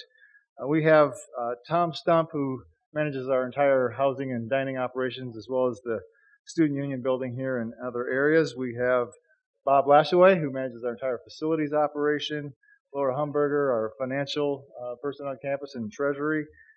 We have Aaron McCready, our bond counsel from Dorsey and Whitney, and we have Stephanie Chichester, who is the owner and president of North Slope Capital Advisors. She's our new financial advisor. We're real glad to have her on board. This item, as you know, was introduced as an information item at the September board meeting. There were a couple of items in previous board meetings. A year ago, September, we brought forth some design requests for the dining portion of this project. And then in May, we also talked about public-private partnerships, and we talked a little bit about that in September as well. I will also say that this item really has several components in it. There is the 400-bed housing unit for our freshmen. This would be freshman housing. We have the remodeling and expansion of our 3 dining halls that were built in the 1950s and 60s. And then there's a financing plan that has multiple components. One is to cover the housing and dining plan that I just mentioned. The other is for $5 million in that same series that would be used for renovations of our existing housing, and a short-term low-interest loan to align the construction of our Jabs Hall with the wonderful gift from Mr. Jake Jabs. I would like to clarify that none of these projects or the financing components are being funded with state dollars or student tuition. Okay? The housing overview, we have 9 undergraduate residence halls on our campus. The average room age is about 49 years old. The most recently built residence hall for freshmen was constructed in 1967. So as you can see, it's been a long time since we've had new freshman housing on this campus. You are aware that we built a new 72-bed residence hall, Gallatin Hall, which opened up this fall. That is for upperclassmen. And prior to that, about 15 years ago in 1998, we opened the Hedges Suites, which were also for upperclassmen. That was about 134 beds in those units. Our current residence hall inventory has an optimal capacity of about 3,000, and we currently have about 3,600 students in our undergraduate residence hall operation. So that's about 600 more than optimal. And so you ask, what is optimal? Optimal means that you have a little bit of flex space for room change assignments and some students who want single rooms, etc. So we're well over that point at this stage. The enrollment on this campus has grown 24% in the last 5 years, and the number of folks in our housing operation has increased by 36%. So we've we've got a great need based on the folks who are already here. We've converted first of all, let me just tell you that our housing staff have done a wonderful job accommodating that increase in students over this time period. And they've converted super singles, which were really doubles originally, but students have over time wanted more single room housing. We've had to convert those back to doubles, of course. We've converted some family and graduate housing, 62 units into a place where 218 undergraduate freshmen now live. And we've converted lounge spaces and visitor apartments into multi-student living spaces. So again, to this 400-bed request that we have now, that's a $35 million project just for the housing portion of today's board item. As you can see, based on my discussion, we've had a very conservative approach by delaying this housing request until we knew for sure that we had the sustained student enrollment to support it. Again, if we opened this housing complex today, it would be full. Again, we would take those 218 students from the family graduate housing and move them in. We would take 182 students that were in other converted spaces. The singles that were converted back to doubles, we'd have demand for singles and visitor housing, etc. So we have really the demand for this unit already. These housing and dining operations are self-sustaining and generate sufficient revenues to cover the operations costs and the debt service, including the debt for the projects that we're talking about today. And I'd also let you know that we are aggressively pursuing ways to get the most number of beds in this project that we can for the amount that we're requesting. We're already working with, have been doing some research in other states to identify, best practices in terms of how to produce good freshman housing at the lowest possible cost and ways of minimizing. We're working with the city on ways of minimizing the impact fees. Again, we want to maximize the number of students that we can house in this new operation. Moving to the dining hall project, that's an $18 million project to modernize our 50-plus-year-old dining halls to meet the expectations of today's students and their parents. To give you an idea, we're looking to bring most of the food preparation from behind the kitchen out into the serving area. An example you might be able to visualize is a Mongolian grill concept where the students, gather the ingredients themselves and then it's cooked right there in front of it. We also want to provide some expanded seating, mainly in our Miller and Harrison dining halls, and establish external entrances, not only for better visibility so that people know where these dining halls are and everyone on campus can enjoy them, but for the safety of the students living in those residence halls so that the patrons to the dining halls don't have to go through the residence halls themselves to get there. And finally, and maybe most importantly, is having some improvements, well-needed and overdue improvements to the ADA and access of our dining halls.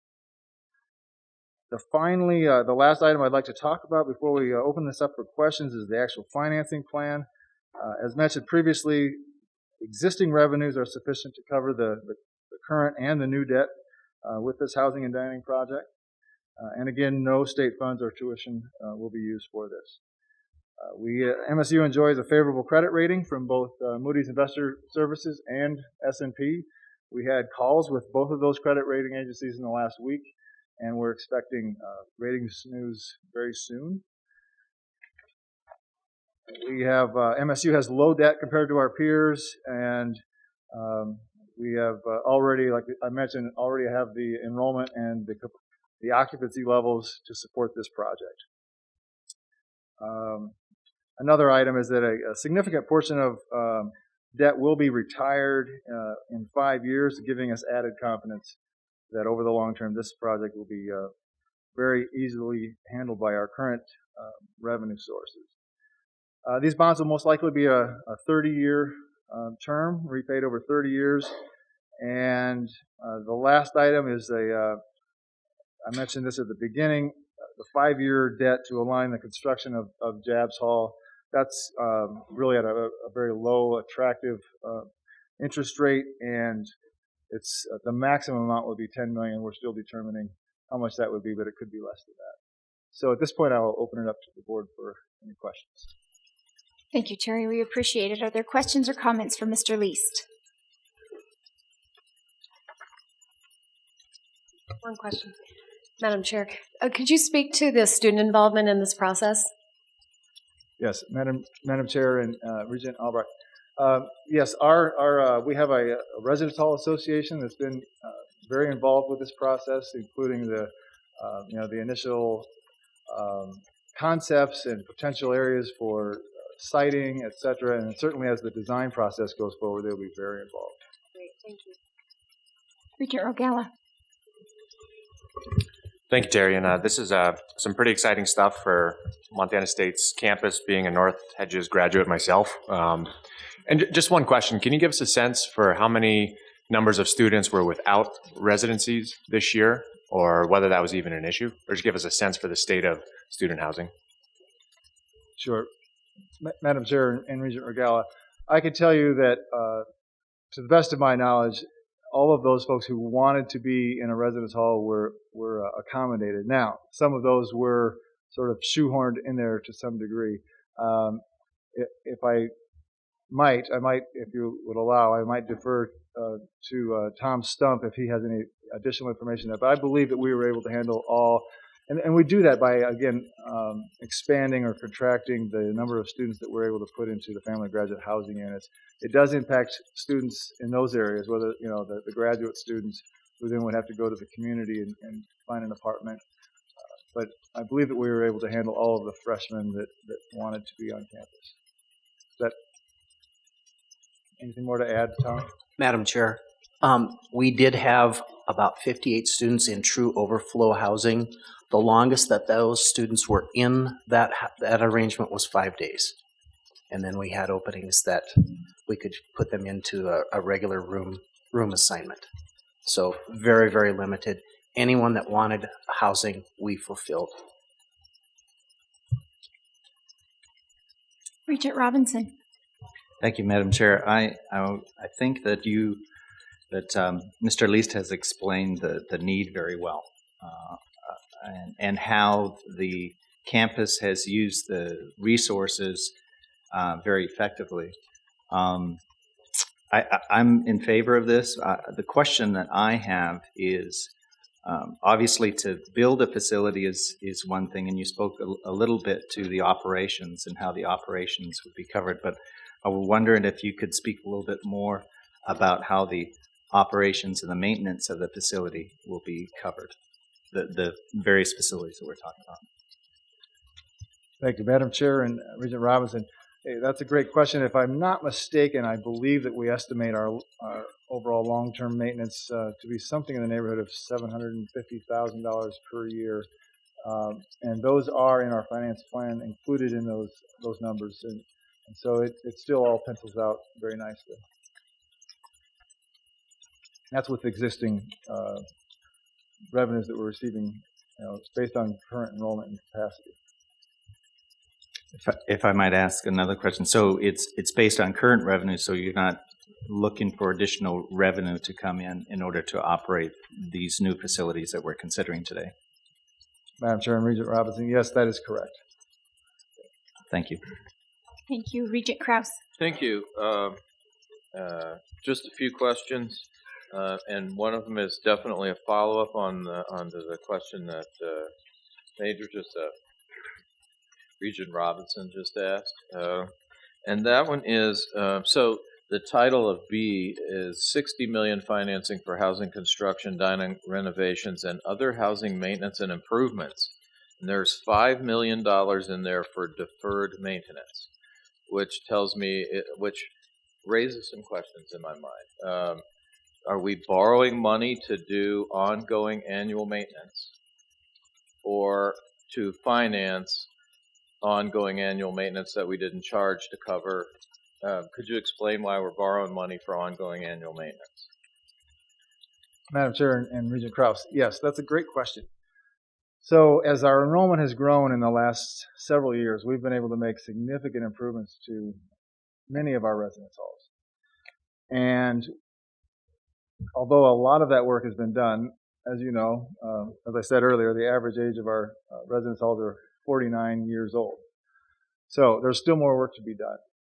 We typically in the past have invested a fairly level portion of that into those repairs and maintenance going forward. We've put much more in, to the tune of between $4 and $5 million more per year the last 3 years. All right, so in the past we've borrowed money from the Board of Investments on the intercap loan. There is a new policy that they have that caps that amount, so we can't go to that source. So we want to continue some of these renovations of other buildings and continue that, and it fits into our financing plan. We've put that in there that we can afford to do that. And now while we're going out with this larger bond issuance, if this is approved, now is the time to put that on there as well, so we can continue to make some headway on those other ones in lieu of going through the intercap process.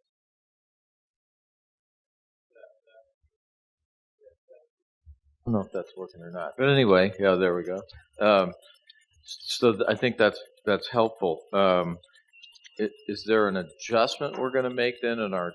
I mean, are we going back and reanalyzing what it is that, because I think there's a $750,000 estimate for maintenance, annual maintenance a year. Does that include a portion for our last 3 years, learning that we had a whole lot more deferred maintenance than we thought, or is there I don't know how to. It just seems odd that we're borrowing money to do maintenance, right? And so, because generally maintenance is an annual issue, and if you tell me we spend it all in the museum, I'll get it. But I'm just trying to figure out: is there something in the model of our charges to the students and to our annual operations that isn't accounting for enough maintenance, so that we're deferring it until such a time as we borrow the money? Madam Chair and Regent Krause. Regent Krause, are you familiar with the front entrance and the work that was done at Langford? Yep. Hapner, those types of things. Okay, so these aren't just maintenance in terms of repairing things, systems, and that type of. This is renovations of to make our public spaces better, to make the rooms better. We added furniture. All of that falls into this particular category, okay? And that's what we're looking to do. Okay. Madam Chair, if I may, Regent Krause, that's a great point, actually, and one that we discussed some in the LRBP process in the last few months. That's not just MSU specific. That's sort of system-wide. We generally are trying to keep up with what would be kind of considered routine maintenance, but I think sort of a private sector building analysis, sort of replacement value, building a reserve in that. We don't have a lot of that sort of, backup or reserve or replacement kind of pool that's being created. Obviously, you were at the May meeting when we discussed fees at length too, right? We're trying to balance that ask of students out. But yeah, that whether it's LRBP, because there's a lot of exactly what you're talking about within the LRBP request too that I see, and whether that's really a long-range building program or a maintenance program is probably left to debate. So we definitely have those needs around the system, and I think you're on the right track. That's a good question. It's something that I think the board needs to pay attention to as we move forward. Not necessarily with this project, but with all that sort of aspect of where does that sort of replacement value maintenance pool fit into the conversation, and especially the long-term one. Is that an LRBP request? Is that a we do it when we can request, which that's sort of your point here, and I get that, but they're very much needed improvements to long-term existing facilities. Facilities last a while on campuses, and we don't have a good mechanism to systematically sort of upgrade those. We tend to, as a system, and we have for a very long time, when we can, we address things like ADA or a new front on a building or a new lounge. And so those are, that's a system issue, to be honest with you. If I might follow up on that, and certainly I'm not sure that local government's any better or, I think it's a government thing. It's only been in the last few years that they've made us record depreciation, right? So otherwise we never even considered it. So, that's a step in the right direction. For some things, though, I think about, let me pick one. So I'm going to have to rely on my local government thing here, but for the water plant, right? We do buy bonds to build a new water plant, but built into the water plant and the water pipes and all of that is annual maintenance, and even our charges have replacement costs for the pipes in them. But that is because it's an enterprise fund. That's because it's designed to work like a business. And I guess is our dormitories, because the answer, the assertion was that these are standalone, no state money goes into these, right? So my assumption is they're run somewhat like an enterprise fund. So enterprise funds typically do operate on a private enterprise model, and so that's why that gave rise to the question. Madam Chair and Regent Krause and Commissioner Christian, thank you. Your analogy of the LRBP is correct. From the state building side, and Regent Krause, you're correct that these are not state buildings, and we do invest. Again, there was historically, if you go back, it's about $2.5–3 million that that Tom Stump is able to put back into the operations to do those types of repairs and whatnot. But again, a lot of years have gone by, and you can't always guess or have the resources during those many years to save as much as you should. But again, this project, the assumption that you saw of $750,000 is included in the finance plan with these revenues, so we will be putting that away for the future of this particular project. Thank you for that good discussion. Thank you. Great conversation. Further questions or comments for Mr. Least? Thank you. Thank you very much. Mr. Robinson. Madam Chair, item B on the agenda is a revenue bond financing piece coming from the University of Montana campuses, and I'm asking Vice President Mike Reed from the Missoula campus to present that item.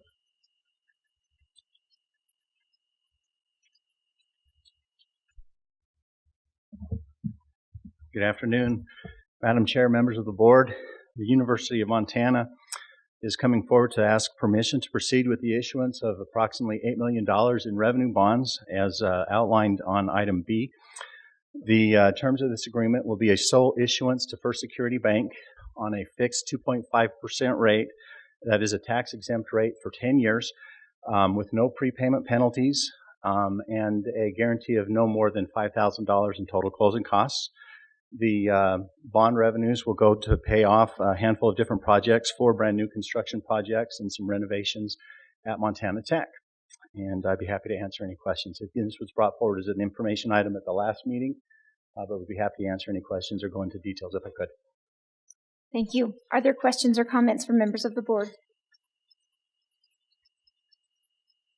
Thank you. We appreciate it. Mr. Robinson. The next item C, is a request for authorization to purchase a building for the Bureau of Mines operations in Billings, and I've asked Chancellor Blackadder to present that item.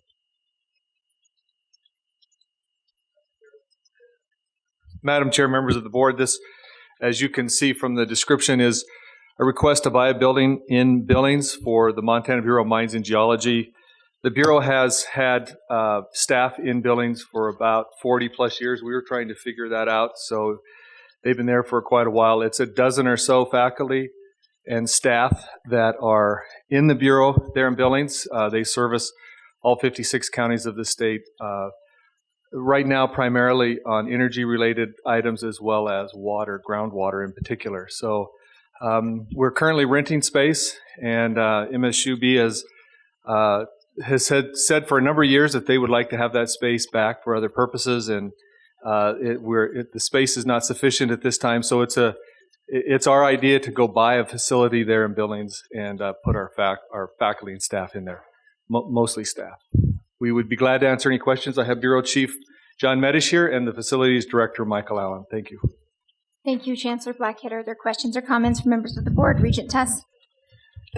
Chancellor Blackadder, thank you for being here today. We sure own a lot of buildings in the university system. Could you talk to us a little bit about the decision that perhaps I'm assuming that you've gone through with regard to purchasing this versus leasing it? I think that's a great conversation that we need to know about.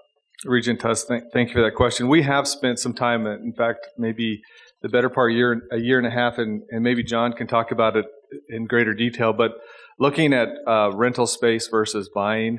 And what you're seeing in buildings, and one of the reasons that I am particularly interested in purchasing a building is seeing that the growth in buildings and the rising cost of rental per square foot in buildings with the energy boom that's going on in eastern Montana. So it's kind of a way for us to hedge that, if you will, in terms of rental price per space. Do you have any? Madam Chair, members of the board, the other thing that we looked into and found out fairly quickly when we were looking for leasing off campus was what a good deal MSU Buildings was giving us on a per square footage. They were roughly around $10 a square foot.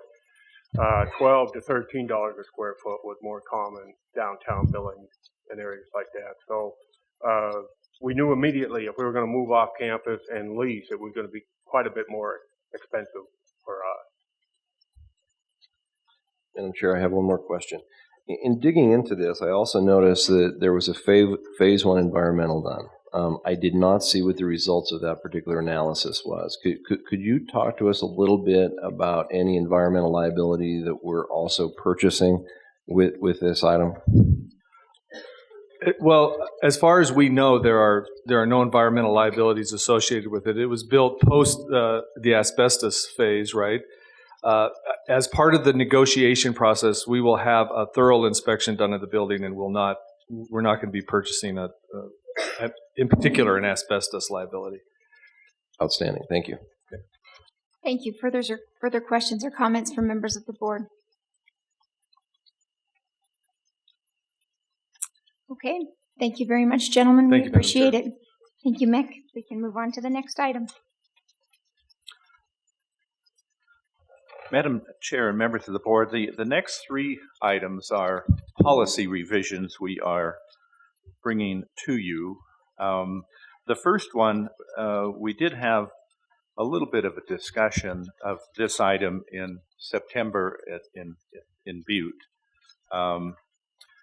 We are basically updating our policy in connection with sort of the use of consultants, or probably the architect choice or decision. That decision on our projects is not the decision of the Montana University system. It is the decision of the Department of Administration for the state. So we are updating our policy to reflect the changes that have taken place in state statute that provide the Department of Administration the authority to select those architects or consultants. We do have an advisory role in that particular process, so we have reflected that in the policy revision. And the advisory role is that there is a pre-selection committee or selection committee that does get involved in terms of perhaps selecting 5 to 7 architects that will be interviewed. And then once those interviews are completed, there would be a recommendation of 3 of those architects to the Department of Administration.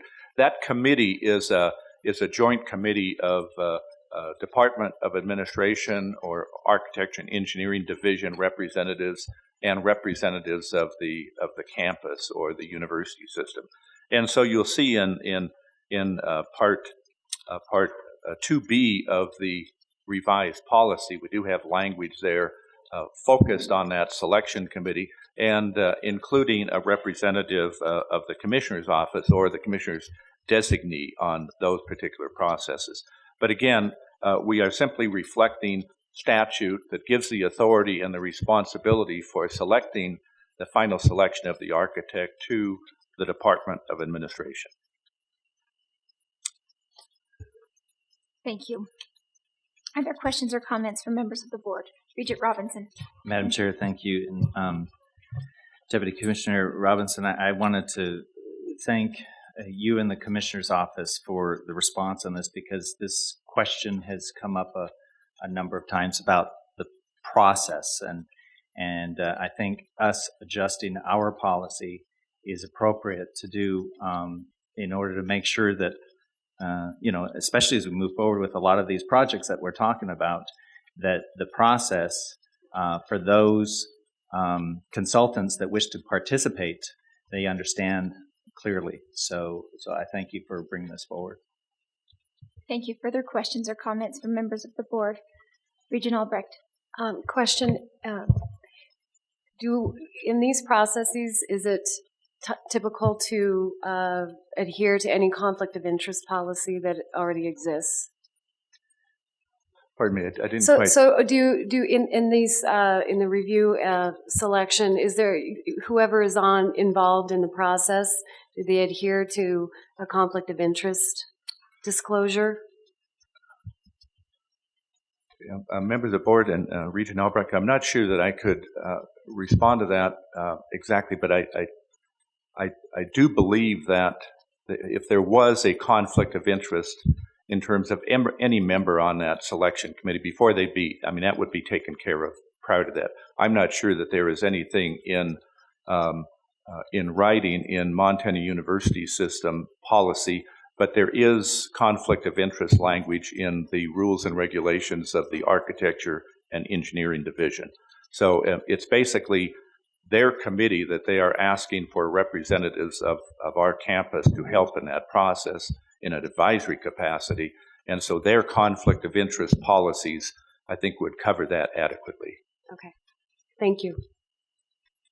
Thank you. And one other thing, Regent Albrecht, you had asked the great question about student involvement with Mr. Lease, and I think that pre-selection committee that exists on the campuses often has a student spot on those campuses. So thank you very much. Further questions or comments from members of the board? Thank you. Madam Chair, I'd like to take the next two items together. They are, again, policy revisions, and they work with one another. And the issue is approval authority in relation to projects within the university system. Present policy has a threshold of $75,000 for approval that can be done on a campus level, that does not have to come to the Commissioner's office or the Board of Regents. Present policy then has a window of $75,000 to $150,000 that would come to the Commissioner for approval, and then anything above the $150,000 would come to the board, and we've seen a number of those projects on the agenda of the board.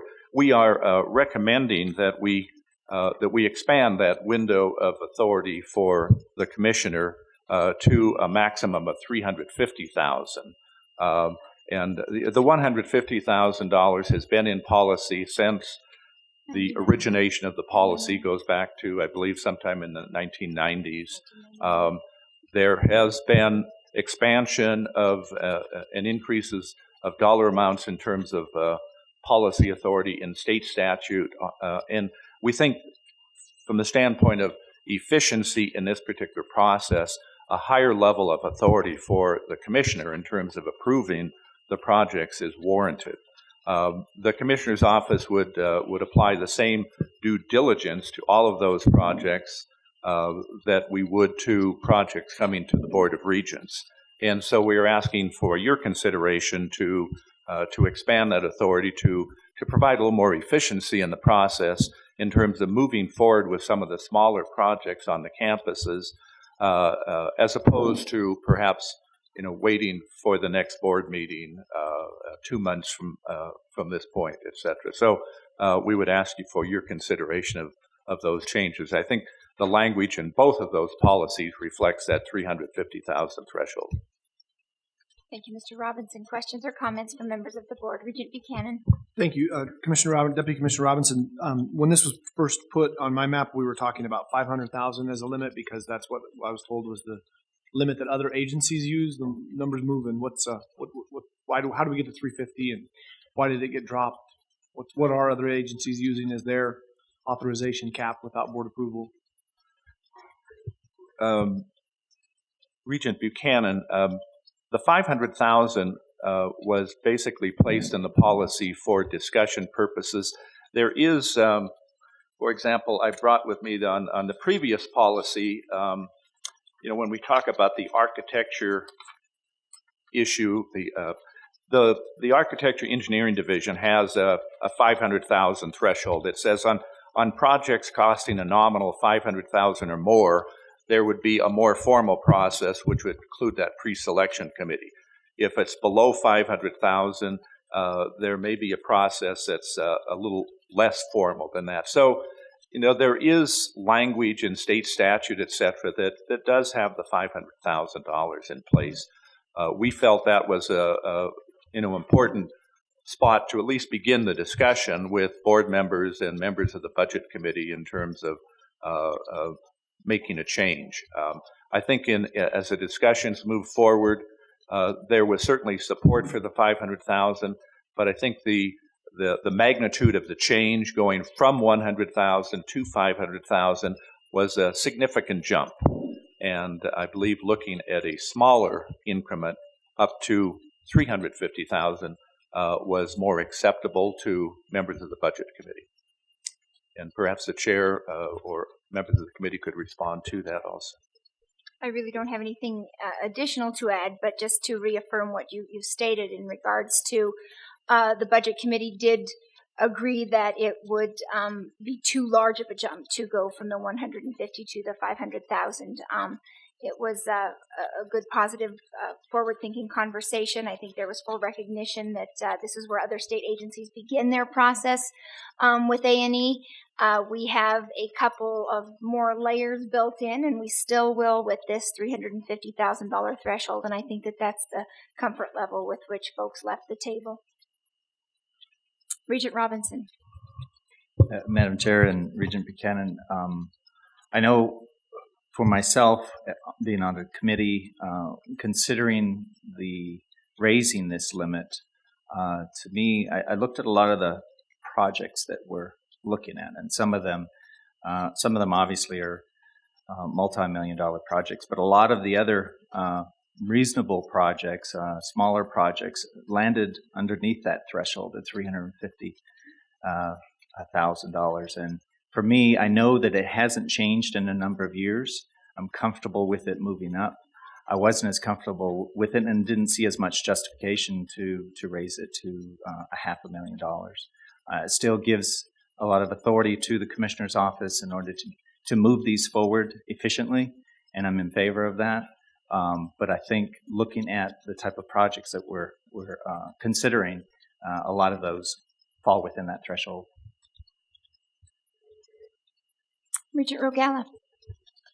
So, Mick, this is a question posed to you. So, student governments sometimes feel like their hands are tied because a lot of student fees are approved only every 2 years, not every year. And so I'm wondering if the expansion of budget authority for Clay's office could also include certain approval of certain student fees on a yearly basis, because Asa and Mariah and I were chatting about this a few months ago, and that most student fees that are at least tentative are very rarely over $200,000. So it would be within the discretion of Clay's office to possibly approve fees like this. So would an expansion of the Commissioner's office on this type of budget authority, would that allow some sort of inroad for approval of student fees, or is that a conversation we should have later? Regent Rogala, I know that question is way above my pay level, and I'm going to defer to the Commissioner on that piece. I appreciate that, Deputy Commissioner Housen. That's sort of a will of the board conversation, and it's a fair conversation. I know that has been a continual source of issue. Previous conversations shown some resistance to get sort of out of sync with how often and what we look at for fees. That's a legitimate request and certainly something that we should take a look at. I think the answer to the last part is it's probably for a different conversation, but nonetheless one that we could have and see if that fits within sort of the expectations of the board in terms of oversight on fees. But that is something we could bring back and do some legwork on, both with student involvement in that conversation in the off cycle here, and then if there seems to be some traction, we could bring it for a discussion item at a later meeting. Regent Buchanan.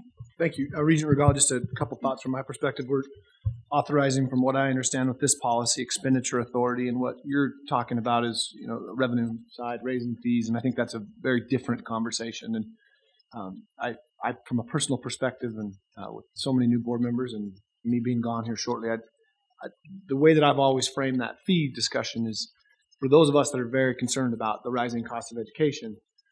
There's a natural barrier by having that 2-year period, and I am certainly aware of and often sympathetic to the desires of not only student fees but campus fees that are proposed to fund a need in that time and place.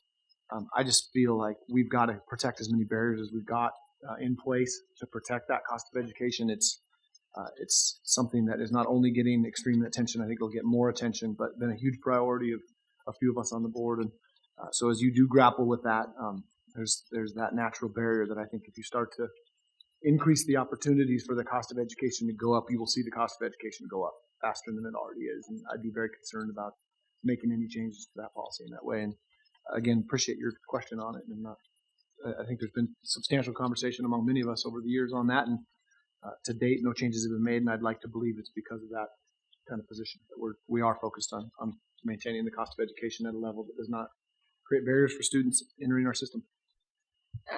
Thank you, Regent Buchanan. Regent Rogala.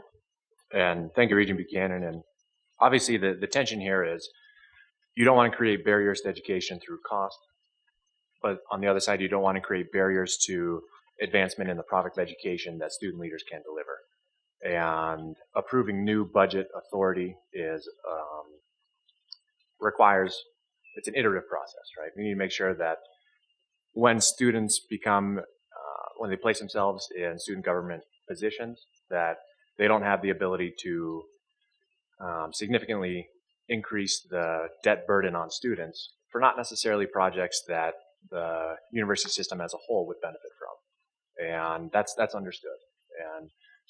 But there's also significant room for this board to discuss how to allow worthy projects to move forward. So either on University of Montana's campus or Montana State, there are some projects that when executives move into their student government role that can have a lasting impact in a 1-year time span. And if they have to wait for that 2-year process to have that fee approved, it really stalls some projects. But I definitely hear your point, and I side more on the allowing students more freedom to work on substantive projects, but I definitely hear the concern of making sure that the projects that do move forward are cost-effective and worthwhile. Thank you, Regent Buchanan. Great comments, and I think the answer to your question originally, whether we agree on the way that vote should go, is you have every right as a member of this board to propose that and push it forward as a proposal. So if you feel that's the voice of the students, boy, use your opportunity while you're sitting here to push that forward. Thanks, Zach. Thank you. And I would tell you, Zach, that there have been students who have come before you who have said exactly that we need to make sure that we as a board keep the window of opportunity open for students. And if that means that we examine student fees annually, then that is something perhaps that we as a board need to consider. Thank you very much for the great conversation. Further questions or comments from members of the board? Regent Krause? Yes, thank you. Being a member of the Budget Committee, I thought I'd just briefly address the $350,000 to $500,000 spending authority. As I spoke on when we had the Budget Committee meeting, I was inclined to go $500,000, recognizing there's some statutory limitations there, We just saw a group of people here get up who are pretty doggone well qualified, intimidating to me, starting with Terry Least and Laura Humberger in that group. And so, I think that they're capable of deciding when to replace an elevator or a roof or, some of those things. And then I did ask them some questions about deferred maintenance, many of which would come into this $150,000 to $500,000 range. And so I think on the one hand, I have to say, I want to give you the authority to do deferred maintenance on, and take on some systemic problems. At the same time, I'm saying, make sure we cover our costs in these enterprise funds. So I wanted to, I wanted to explain that 350 is, I'm comfortable going to 500, but if others aren't, I think it's very important that we send a message to the campuses that we want you to do deferred maintenance. We want you to tackle these projects. And oh, by the way, we trust you to do them. And that's a coherent message, I think. So that's the reason for my support for this change. Thank you. President Cruzado. Yes. Madam Chair, members of the board, I recognize that we have been comparing the Montana University system to other state agencies, and also recognize that there are some statute limitations. If we also take a look at what's going on around the nation with other comparable public universities that meet very, very favorably with University of Montana and Montana State, my colleague presidents have budget authority that exceeds $750,000 at the presidential level, just as a point of comparison. Thank you, Madam President. Further questions? Regent Robinson. Yes, Madam Chair, thank you. I think it's kind of humorous because I took some to have this type of discussion. I think it's important to have it to all weigh in as board members, and that's what I've always appreciated about serving on this board. I heard again the discussions this morning with faculty about change and about progress and just to maybe coin my own version of what Bob had talked about, which I thought was very accurate about innovation, is that I kind of sit in a position of cautious innovation in this particular case. So I think for all leaders, including faculty and staff and the administrators, with change, and with that change, sometimes there's some caution that is a part of the decision process. So I can understand it from the faculty perspective, because sitting in the same position, this is something that I'm definitely for, but I do it cautiously. Thank you. Further questions or comments from members of the board? Okay, thank you. Madam Chair, the last item on the action agenda is a revision to the operating budgets. This is connected with the TAC grant. We've heard about the $25 million. It is a $25 million grant over a 4-year period. The grant was not received until after we had the operating budget information prepared for the September meeting. So we're simply bringing this item, basically the first page is a technical item, bringing the request for approval of spending authority for the various campuses for, in this case, it's almost $12 million, which will be the dollar amount of the grant spent in year 1. So that is technically the piece that you would be approving. We also took the opportunity to provide a little more information regarding the grant. The second page provides a little bit of explanation, but then also provides the allocation of the dollar amounts over the 4-year period. And I did want to make sure that we point out at the bottom of that slide, it does show that there are dollars flowing to 2 of our tribal colleges, Fort Peck Community College and Little Bighorn Community College. We do not approve the spending authority for the tribal colleges, so those dollar amounts are segregated in, from the dollar amount that would be approved for spending authority. But there we have the $25 million over the 4-year period. On the next page, we've tried to provide an indication of what those dollars will be used for in terms of academic classroom expenditures. And you'll see at the top there, we have the various workforce development components and also the other components of student success that will be incorporated into that particular project. There is some required administrative overhead. Certainly, when you have a federal grant, you do have the obligation to manage that, and so we do have some administrative overhead connected with that. So, total of $25 million. The next page, the fourth page, also provides information regarding the sustainability issue. This is a 4-year grant, but we need to make sure that we're moving forward on the development of these programs and expansion of these programs and sustain those once the grant is completed. So you'll see some language in terms of how that is going to be discussed and studied and put into place during the grant time period. That would be my final comment. I know that Deputy Commissioner John Zeck and Susan Wolf could certainly answer any particular questions you might have on the grant. Thank you very much. Are there questions or comments from members of the board? Regent Tuss. Thank you, Madam Chair. I do have a question regarding the operating expenses associated with Great Falls College. I know that they will be administering this grant for the period of the grant for the entire system. When I look at the 4-year grant total, the 5.9 in operating expenses just seems to jump out at me. If we could have some level of conversation about what's included behind that number, I would appreciate it.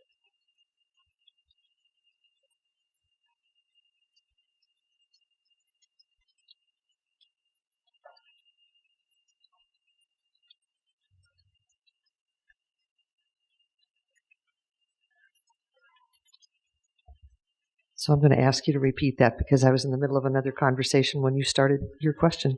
Thank you, Dean Wolf. When I'm looking at the 4-year grant total, yes, it's very nicely broken into salaries and benefits, equipment purchases, and then operating expenses.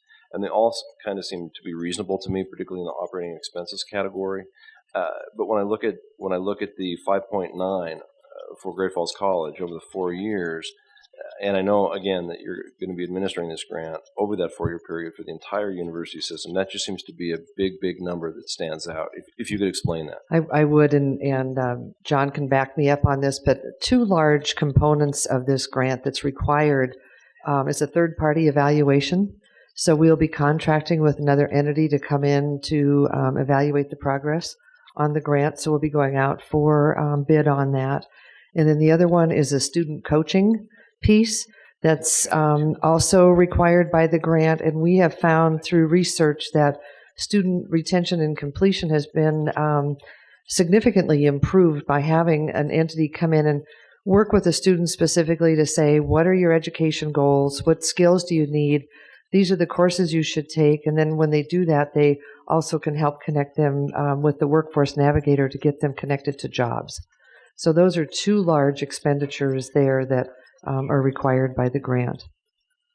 Yeah. And then we've got, I'm trying to think, there were like 12 different contracts that we were going to be going out for, to make this all happen. But I hope that answers your question.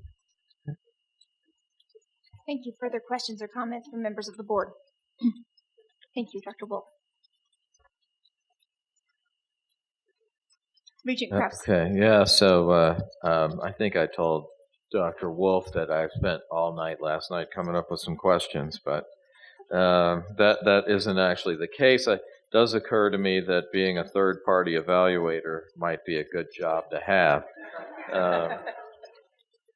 There's $2 million there. I understand this is a federal grant, and so in the old days when you wanted to paint a barn red, you got a bucket of red paint and you painted the barn. But if you're going to use federal funds to do that, the first thing you do is hire an accountant who's familiar with A133 and Yellow Book auditing and other standards for federal grants, and that's the first thing you do, not a paintbrush or a bucket of paint. And so I understand the overhead here pretty well, and I am fairly impressed with the 77-25 80-20 split, given that this is a federal grant. And we've done at the local level ERA grants and other grants and seen the cost of administration. Also, one of the things that we talk about and that I should emphasize as we go with sustainability is that we involve the private sector as much as partnerships, that we take every advantage.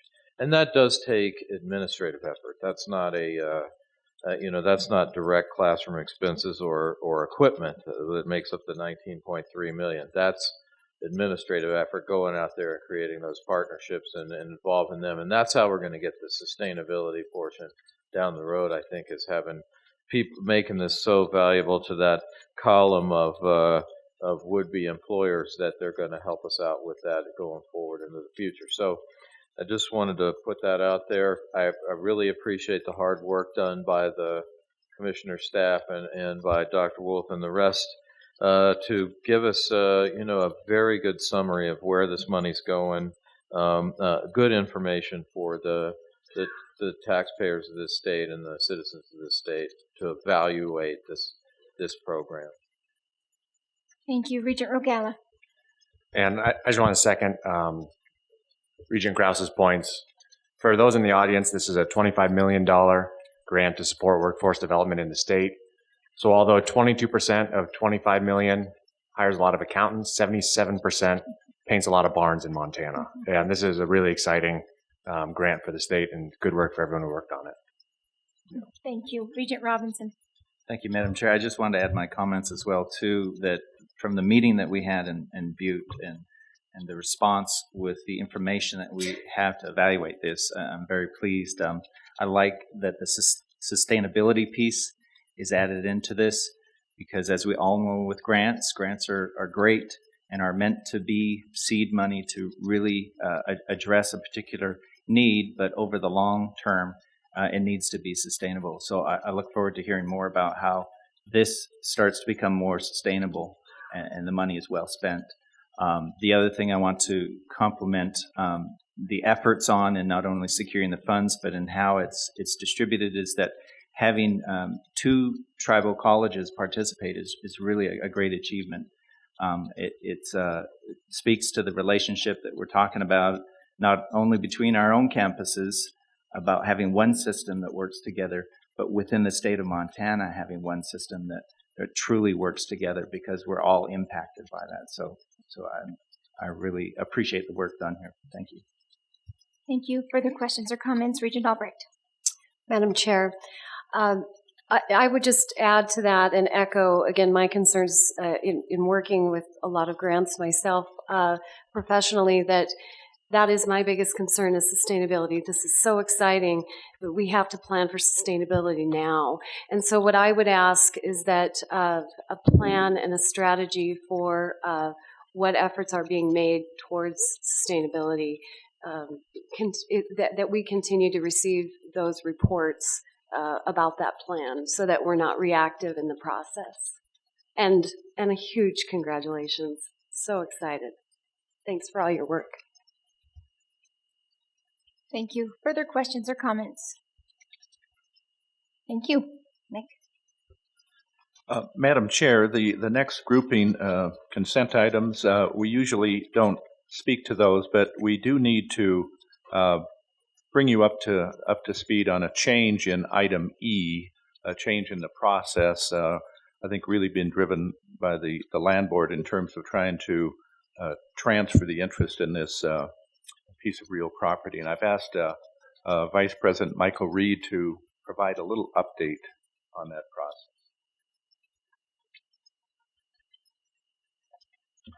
Madam Chair, members of the board, appreciate this. Just for a moment, let me just first state that the authorization we are requesting has not changed, and that is the authorization to transfer interest in real property. The university owns a home that was gifted in Kalispell.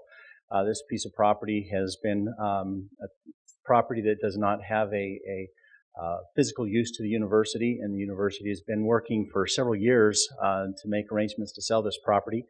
And we thought we had everything taken care of. We had gone through several different iterations and finally had received a offer through a realtor listing and finalizing some things and working with the Board of Land Commissioners, we learned that we would not be able to proceed with the transaction the way we had hoped. And instead, we've learned that we need to now put this piece of property up for auction. So we're requesting again that we be authorized to transfer this, but it would be in accordance with the Land Board policies and procedures, which in this case would be to auction the property, and that the property cannot be sold for less than the appraised value. So we'll also be obtaining another appraisal as well. And I certainly could answer any questions if needed. Thank you, Mr. Reeder. Are there questions or comments? Thank you. And Madam Chair, if there are no issues on the consent items, I'd like to move to the information group. In the efforts of trying to catch up on time, I'm just going to allow you to read all of that at your leisure.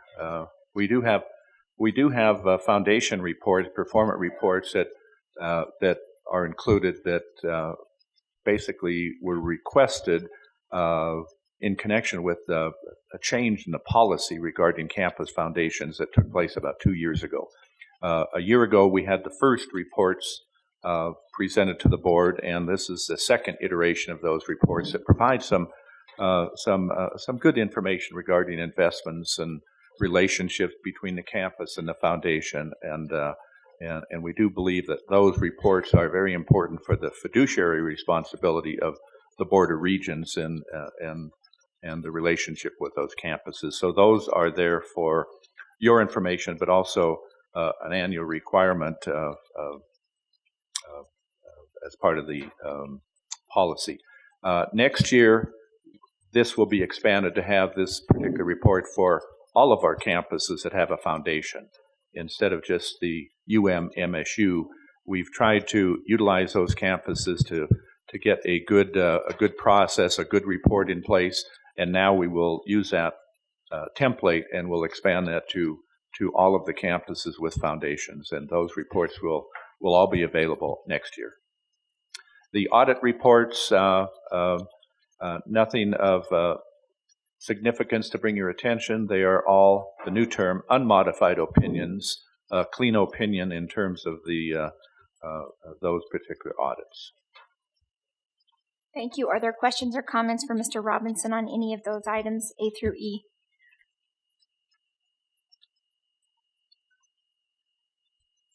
Regent Buchanan. Thanks, Deputy Commissioner Robinson. First of all, congratulations to the two foundations. You guys are doing such a great job of generating real support. These are incredible reflections of confidence in what you're doing. During a discussion a year or so ago, I guess it was 9 months ago, we were talking about performance a little bit, and I had a question. As I look at this, I can't discern operational costs inside of that. I see a couple things that appear to be costs, fees and whatnot, but as an entity with the employees you have, how on these audits am I able to discern what the operational expenses are? And maybe it might need to be Michael or someone else that can help answer that to run the foundations. Regent Buchanan, I'm going to have to try to pass that off to someone. President Engstrom reached for his microphone, so he's it. I thought it was coming to me one way or another, so I might as well reach for the microphone.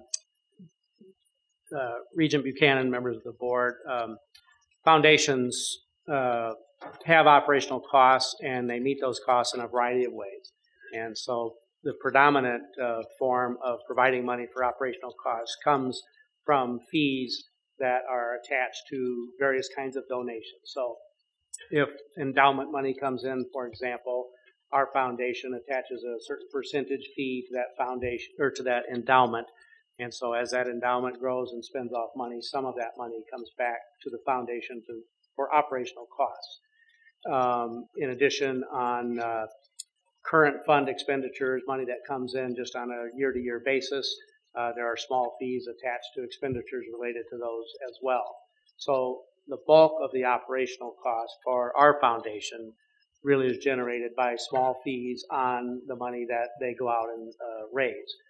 In addition, we have an agreement with them, with the foundation, between the university and the foundation, that a certain amount of money from the university will go to the foundation. And you see those agreements on a biennial basis. We renew those agreements. So every 2 years you approve essentially a movement of money from the university to the foundation, an operational expense. That turns out to be a fairly small fraction of their operational budget. So the bulk of what they do for our operational budget is indeed generated by fees off of the money they raise. So like anything else, the more money they raise, the more fees they have. They can put that into operations and hopefully increase revenue generation even further. So that's kind of the way that works.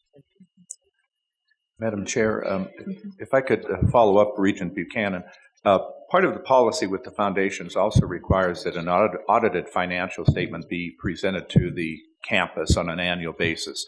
And certainly within that audited financial statement, there would be significant information on operating expenses and the entire financial structure of the foundation. So that is also available to the campus, and certainly board members would have access to that if they would choose. Regent Buchanan, I think that the president and CEO of the MSU Alumni Foundation, Michael Stevenson, can also elaborate a little bit more. Thank you, Madam Chairman, Regent Buchanan. Just as has been mentioned before, the best place to find the operating expenditures for the affiliated foundations, which are independent 501c3s but affiliated with universities, would be through the audited financials, which we make available, as well as the IRS 990s that are filed. And moving forward, I would actually propose that with these performance reports, that when those filings become available, that we begin attaching those details so that you can see the account of what those expenditures would look like. The performance reports really are meant to show the level of support that we've been able to direct to the university, and then of course through the operating agreements, you can see the articulation of the fees that the university would pay for services rendered. Thank you, Michael. And since you're sitting here, I want to ask you a question. I'm looking at your long-term performance relative to your benchmarks. What kind of management do you guys apply when you see a gap or a spread between what your benchmarks are and what the actual rate of return that you're earning? Right. So when we talk about the investment management, in fact, I'm actually here with you today as opposed to with my investment committee. My board of governors is currently convened discussing. The investment committee with the board of governors are the ones that make the determinations as it relates with what those benchmarks are, and then obviously what the investment decisions would be. I can tell you that when you look at the 3-year, 5-year averages there, that we did have one particular asset, that a piece of real estate that we ended up devaluing significantly, that would have impacted that gap. So I would say that the majority of that gap there was because of a hard illiquid asset that we chose to bring into the into the portfolio. We devalued it. We're in the process of selling those properties, and we're getting market and slightly above market value for it. So we would see a restatement of those earnings when those transactions are complete. Appreciate the forthrightness on that answer. And then the rate of return here, is that net or gross of the expenses that we were just talking about as far as your operational expenses? That is gross return. Both the UM Foundation as well as the MSU Foundation, our fees are fairly identical. There's a % administrative assessment based on the full value of the portfolio that offsets the cost of the investments themselves and the management of those resources. Do I understand you're talking about the investment management expenses? What about your operational expenses? Are those deducted from that rate of return, or is that not included in that rate? At this point in time, we have a 2% annual assessment on the market value of all invested assets. That obviously is an income line to our operation. Right. So the question again on that 6.6%, 10-year rate of return, is that net of that 2%, or has that not been taken out of that rate? It is not. That is the reporting gross. Note that the 2% is the current rate. That is not necessarily the rate that has been assessed in previous years. Appreciate your responses. And again, I just, as a person who has contributed to both of these, and it's a real reflection of confidence of what the system is doing, and appreciate all your work towards continuing to grow these. Thank you. Regent Krause? Thank you. Just I note that they say unaudited on there, and I just want to, is that because they are differently compiled and so not part of the financial audit? It has to do more with the timing of the reports. This report is due to the Board of Regents on September 1st. Our audits generally are not completed until mid-October. And thank you. It was just for the edification of people that might see unaudited, and there are a number of reasons for that. Will they ultimately become part of the footnotes or subsequently audited, or are they just standalone?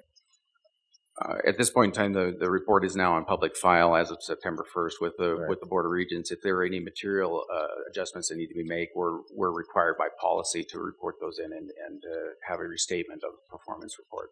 Thank you. Thank you. Further questions or comments? Thank you very much. Okay. All right. That now completes the agenda of the Budget Committee with the exception of public comment. Is there any public comment on the budget items? Any public comment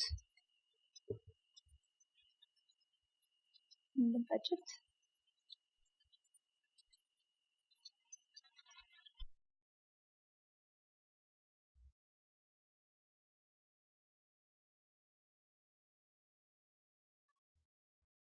Hello, my name is Carson Kirby. I'm an ASMSU senator as well as a member of the University Facilities Planning Board here at Montana State. I'd like to thank you for your consideration of action item A, the residence hall here at Montana State. From a student perspective, I'd like to say it has been a major problem to see the overcrowding, and the comfort of the freshmen has come to our attention here at ASMSU. I'd just like to thank you for your consideration and tell you that as for student perspective, a question that you asked Mr. McLean, they have put a lot of effort into giving the students a voice at the University Facilities Planning Board, as well as many meet and greets with the students. Thank you. Thank you, Carson. We appreciate it. Further public comment? Public comment. Then this committee stands adjourned until tomorrow. At this time, now we will invite Connie Welsh to the table. We'll have a conversation regarding the Student Health Insurance Plan Administration. This, for board members' information, is for information only. Tomorrow, Ms. Welsh will speak specifically to how the ACA impacts the employer plan. So, welcome. Thank you very much. Thank you, Chairman McLean, members of the board. We appreciate the opportunity to visit with you today. And so today I have with me Rick Curtis, who is the director of the Curry Medical Center at the University of Montana, and Jim Mitchell, who is the director of the Student Health Services here at Montana State University. And jointly, we would like to present on a discussion that we have had with you for some time about student health coverage. This is the third year, I believe, we've had discussions with you because the advent of the Affordable Care Act has changed not only the health insurance market for the private sector, and unless you have been living under a rock, you can't have avoided the conversations that have happened this fall, but it has for some time been impacting the entire market, and that has impacted the student experience as well. So what I would like to do is just very briefly, what we had done is approached you in the last 2 years with discussions about managing the student health plan and the impact on students. As part of that process last year, we engaged the assistance of consultants, Stephen Beckley and Associates, and Buck Consultants, who are leaders in the area of student health insurance nationally, and asked them to help us do an assessment of the Montana University System student insurance plan and the environment. So the original question that we ask is, what would be the appropriate role for us as far as providing insurance, and then what might that look like? So what I might do is ask Mr. Curtis to speak to, he has more knowledge than anyone I know about the finances and the history and the background of the student health plan, and then ask Mr. Mitchell to talk about, he similarly is knowledgeable about the impact on students and the environment within the health insurance world here in Montana and their experience. And then I'll wrap up and provide some information about 3 different potential paths forward that we have explored and we would provide for the board and for the commissioner to take under advisement. Madam Chair, Board of Regents, thank you for this opportunity to speak this morning. I'd like to start out with a very, very brief history of the student insurance program, because I think it's pertinent to why we're here today. And it started really in the mid-1990s when the Commissioner's Office was really seeking to address some issues for students as they were transferring from campuses to campuses. And one of the issues is that every campus in the Montana University system had a different and unique insurance program. So consequently, this created problems as students were transferring with new deductibles, pre-existing condition issues, cost changes, different limitations. So working with my colleague, Mr. Mitchell, and with the Commissioner's Office, we were charged to create a single Montana University system student insurance program. And that program was created to provide a consistent quality insurance program that was affordable to students.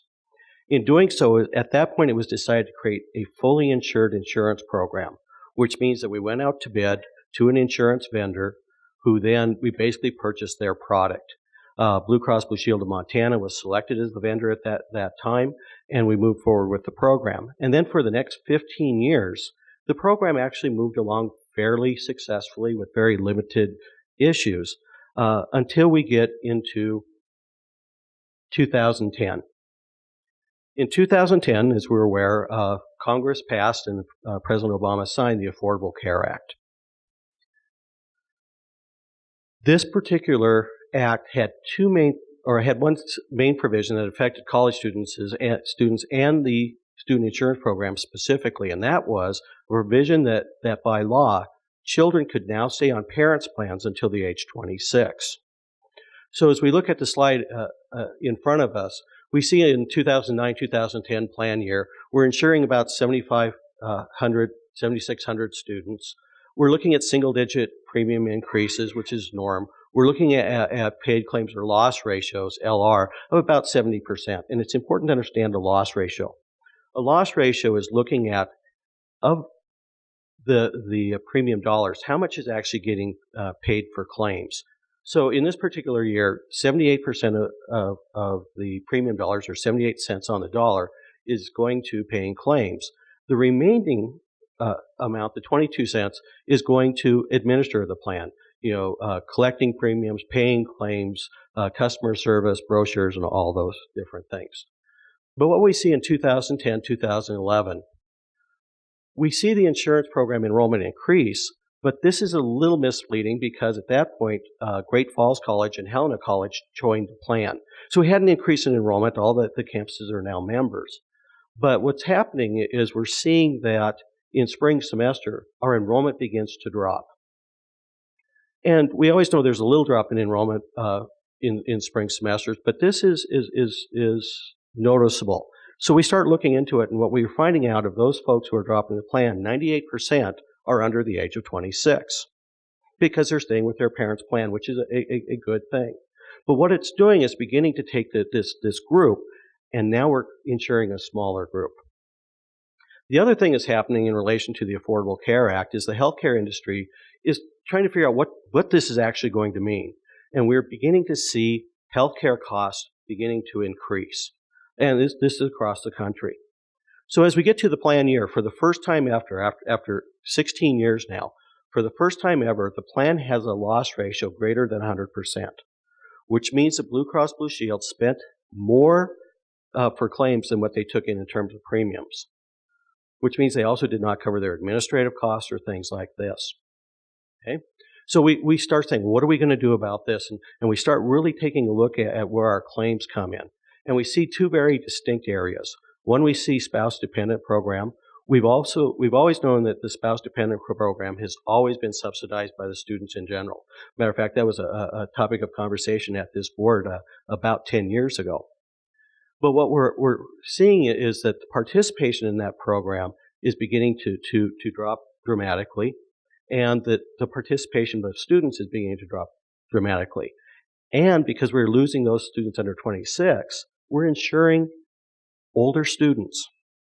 So then that brings us to plan year 2011 to 2012. Once again, we're seeing a drop of enrollment, and once again, a loss ratio of 112%. The plan is losing money. So we react again One of the things we start doing is saying, okay, let's take a look at the second part, which these older students, and we find that there's a cohort of students, small cohort, over age 40, who are driving the majority of claims.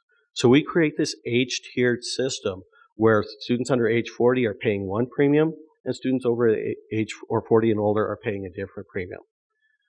We're trying to make these adjustments. Once again, healthcare costs are continuing to increase as the industry is going, what's going to happen with the Affordable Care Act?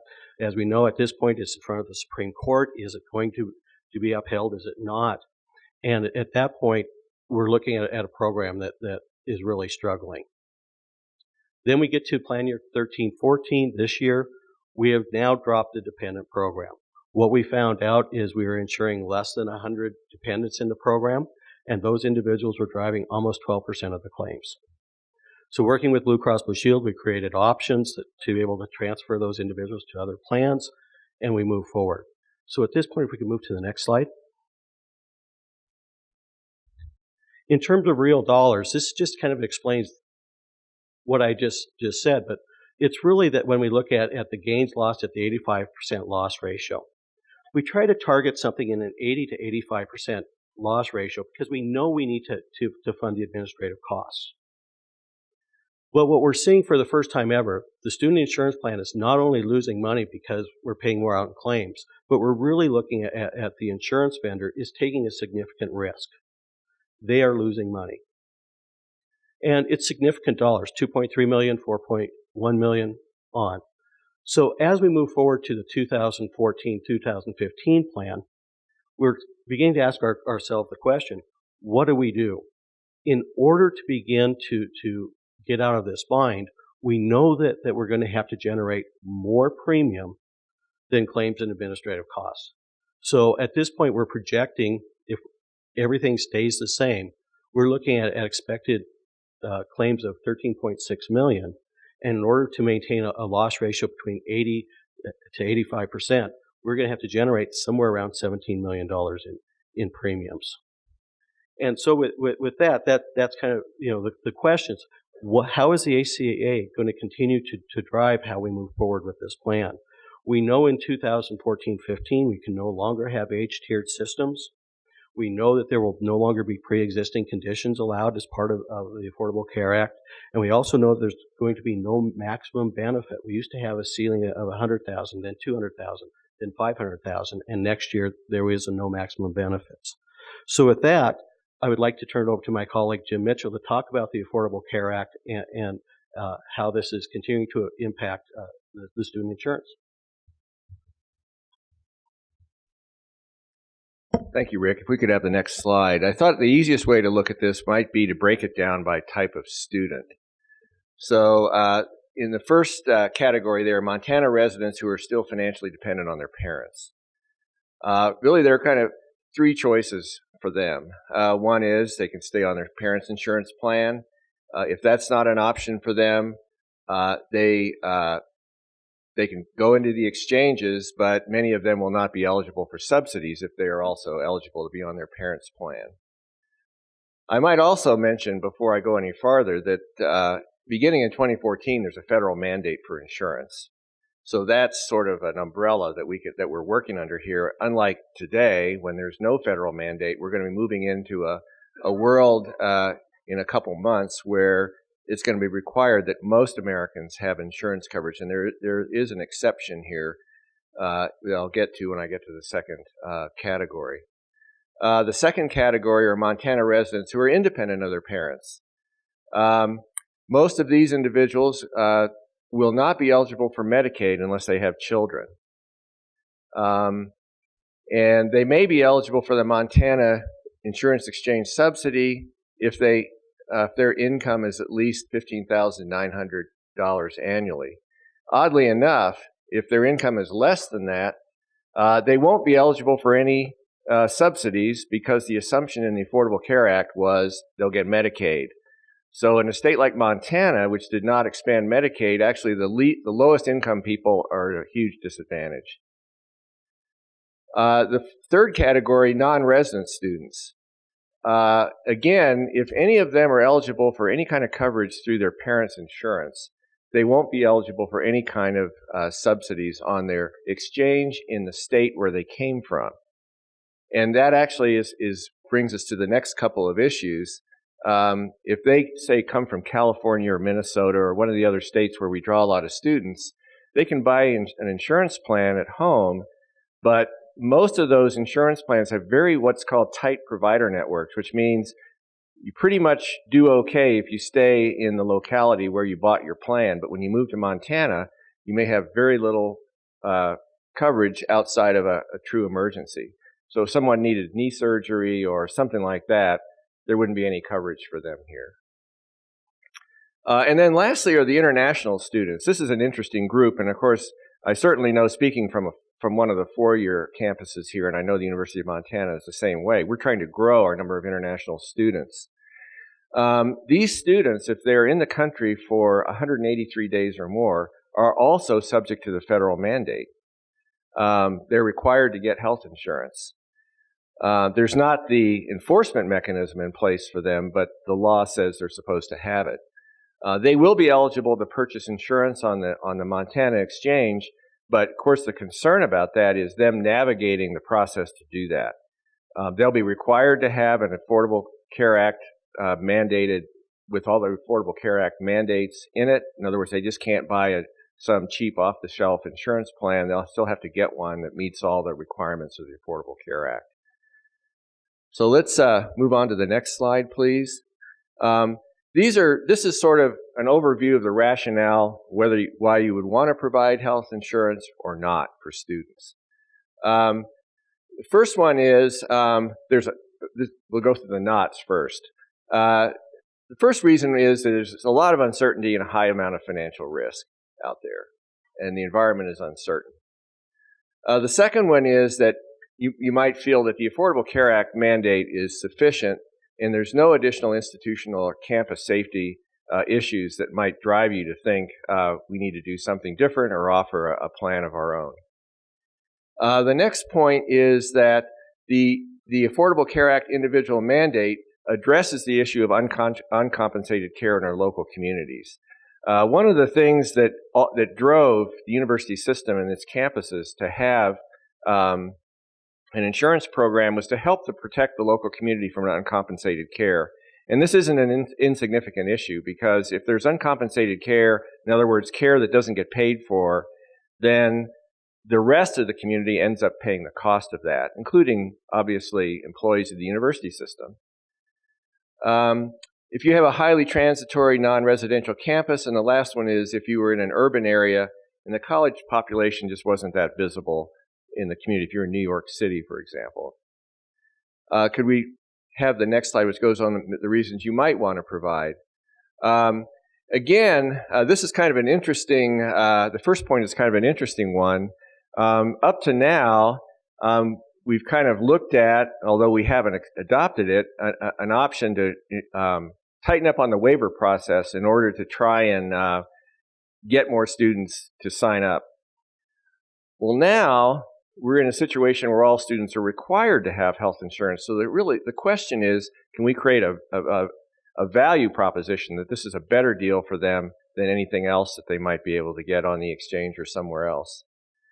Community healthcare provider access. Again, we want to be sure that our students have access to community healthcare providers. I think this is probably even a larger issue on the smaller campuses where they don't have as robust a on-campus health program that we do in Missoula and Bozeman. Campus safety. The two things relating this to campus safety would be access to psych meds for students who have psychological issues. Do they have a means to pay for these? And again, access to community mental health providers. And that's an issue certainly for the smaller campuses, but also for the larger ones when students might need longer-term care that can't be provided on campus, where we're mostly focusing on short-term interventions. Student recruitment and retention. Of course, the issue for almost anything we do is does this enhance sort of the overall goals of the system for student retention, recruitment, retention, student success, and graduation? So does having access to good health insurance and inexpensive health insurance enhance those goals? next to last bullet on the right there, opportunity for community healthcare provider partnerships and direct contracting. There are some real opportunities, particularly in Bozeman and Missoula, and perhaps in Billings, to have some direct contracting relationships with local health hospitals and healthcare providers that could drive down the cost. And last point there is we have an opportunity in the new environment under the Affordable Care Act to explore restructuring the plan even under a fully insured model or a hybrid model to reduce the risk and kind of reduce some of the bad numbers that Rick talked about a little bit earlier. So with that, I think I'll let Connie kind of walk through the kind of the three options that we see for moving forward.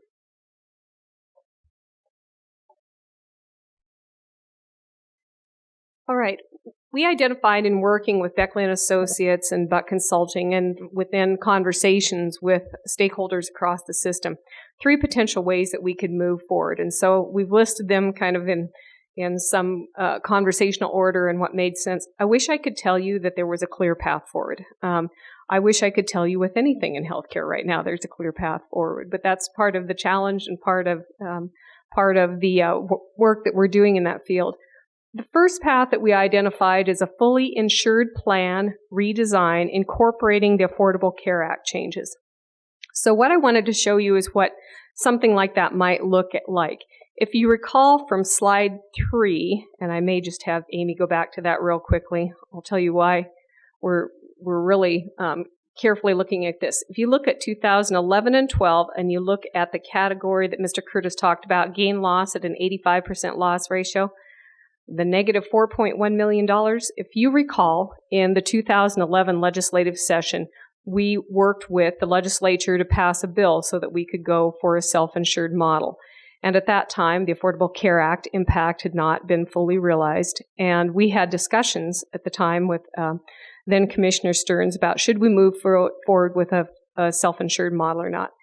And at the time, my recommendation was let's wait one more year. And I'm really glad we did. We would have had a $4.1 million loss in the first year of a plan. So if we can go back, Amy, then to the other slide. So that's why if we take a look at fully insured, I think that it's important for us to understand that sharing that risk dynamic is very important in an unstable environment. What we might be able to do, and Beckley and Associates and Buck Consultants have an actuarial arm that they've worked with, and they looked at, based on the information that we know right now, through September of 2013 was the latest claim data we had, that we anticipate that we might have something in the nature of a 30 to 40% rate increase in our plan if nothing changed, if it just moved forward under the circumstances that we have. Mr. Curtis showed you what that looked like. And so we do have in the student health insurance, and Mr. Mitchell talked about, we're in an environment with a national mandate now, so our charge changes from a administrative waiver process where we require students to do something to can we provide a value proposition that makes sense for students and their families. So the University System Student Insurance Plan, MUS SIP, currently provides what is called gold level coverage. And on the marketplace exchanges, coverage is described in terms of metal designations, METAL. So platinum is the highest level, then gold, then silver, then bronze plus, then bronze are the cheapest plans. And the ones with the most out-of-pocket cost sharing, least benefits. The gold level plan that we have for the university system coverage has $300 deductible.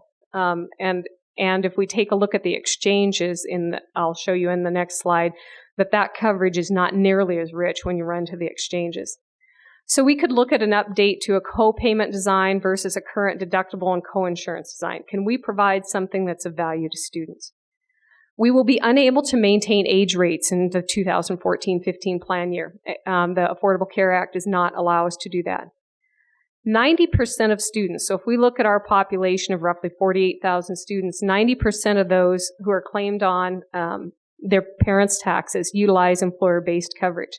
So as you can see, that age 26 really did its job from a public policy perspective of allowing access to students, and that's fantastic. Now we have to figure out what we do around that 10%. In Montana, that's closer to 20%. we have a slightly different allocation. So as employers adopt more high deductible healthcare plans and drop coverage, we anticipate that will be some movement in the general insurance market nationwide. Then can we and should we be making that student plan attractive and of value? We need to mitigate the loss of enrollment and increase our participation. We've dropped to 6,200 students, and we have greater risk among those that remain, and any health insurance pool must spread the risk over an allocation of healthy individuals as well as those who need services. So I think here's one thing that we are playing with an idea. So on the little graph in 2013-14, we have age rates that we explained. You see a real differential there. So the age rate for those under age 40 in composite is about $169.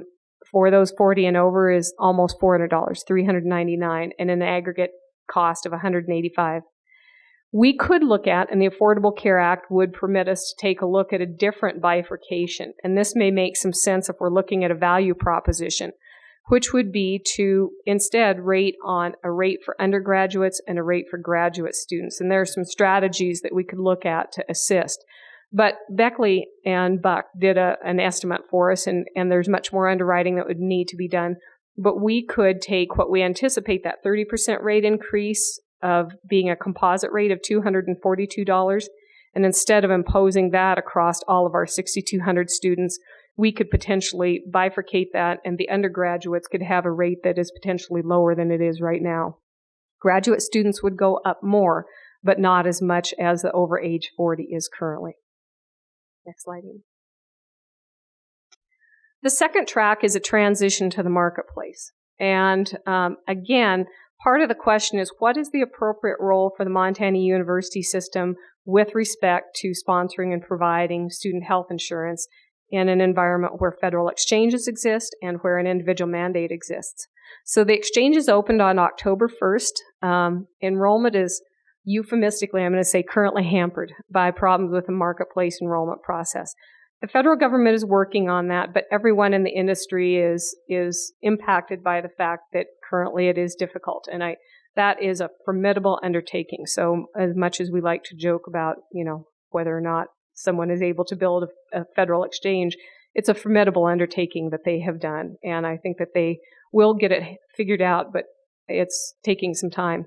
We are in a federally operated exchange in Montana. We opted not to build our own exchange. And so we are part of the 36 states that are in the boat with the others that the federal government is operating under healthcare.gov.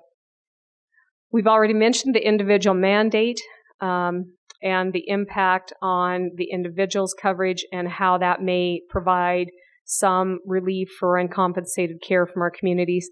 And then there are navigators for the marketplace that provide communication, education, and enrollment assistance, and we might be able to bring those kind of folks onto our campuses to help our students.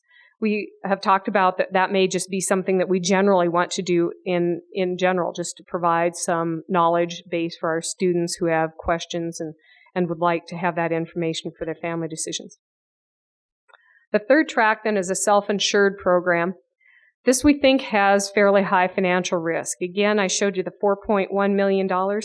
Every now and then in your career, you dodge a bullet. That's one of those that we ducked, And so $4.1 million is kind of engraved on my brain. I think probably, Commissioner Christian, that's career limiting for me if I brought one of those home. So, yeah, I thought so. And so a self-funded 2014-15 cost, if we looked at something like that, we would look at direct provider contracting. We would have to move into something like a restrictive waiver for international students. Currently, we have about 1,000 international students, though they're required by federal law to have coverage. As Mr. Mitchell mentioned, there is no mechanism to provide that. We only found 134 that actually do have coverage. That's some $3 million roughly in premium that's not in the system currently from people who are not paying into the system. We could look at, and Beckley and Buck worked out a 5-tier age rating versus the current age 40 splits. This is more in akin to what the insurance exchanges would look like. And what I just wanted to show you in the graph on the right are, they worked out some age breaks to show, if you look at the Montana University system under a co-payment plan that's much richer, so we increased that value proposition. They compared it, and then in the third column from the left, to the cost if you bought coverage on the exchange. If you bought coverage on the exchange in Missoula, for example, a silver level policy has a $700 deductible, and a gold level policy on the exchange has a $2,500 deductible. A gold level has a $700 deductible. That's compared to our current $300 deductible, which is also a comparable gold level. So the cost for younger individuals on the exchange, they subsidize older individuals on the exchange. And so for our students, the exchange is kind of a difficult value proposition in some ways, depending on their age, their circumstances, where they live, all of those different aspects. And so those are things that we looked at, but I wanted to show the leveraging. We would have to have very effective program communication, and we would quite honestly have to be the best in the market. I mean, if we're going to make this work, we have to be the best proposition out there. So this is really 3 main bullet points of what we gleaned out of this engagement. That our environment surrounding student health insurance is really, really sensitive to and impacted by the volatility of the current healthcare environment. We are at sea with everyone else in this. What is the appropriate role for the university system with regard to student health insurance, given the individual federal mandate? Again, we're impacted by the overall environment and the question of, do we bring something to the overall mission of the university system and to the objectives that we're trying to achieve with student success and student graduation rates? Can we bring something to that value proposition? And then the third point was, we really came up with these three concepts. We could look at fully insured, which seems to have some value for us moving forward in the first year with the greatest risk. We probably should continue conversations about whether or not our role is changing with the university system. Should we assist people in transitioning to the marketplace? And then we should take a look at self-insurance for the future. Thank you very much. Great reports, each of you. Commissioner Christian. Madam Chair, I just want to say thank you to Connie and Jim and Ray. A tremendous amount of work has went into this effort, and it's the right conversation to have. It is not an easy topic, to say the least. I guess there's 2 pieces to this puzzle. One is, how do we best serve the 6,200 students that we currently help with their insurance needs? The other piece of it is how do we make certain that we protect the interest of the 48,000 students? And that, becomes sort of the balancing point. I have spent a life in insurance, and I find it an interesting topic. I think one of the things Connie didn't tell you, we're going to talk some about tomorrow, is the reason we sought legislation 4 years ago was because of the incredible job that they've done in the self-insured employee plan.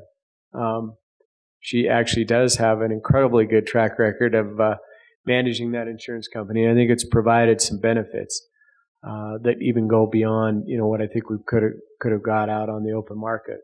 But as with everything, timing is everything, and we just have to try to evaluate how those pieces come together. There is so much uncertainty on the horizon that as much as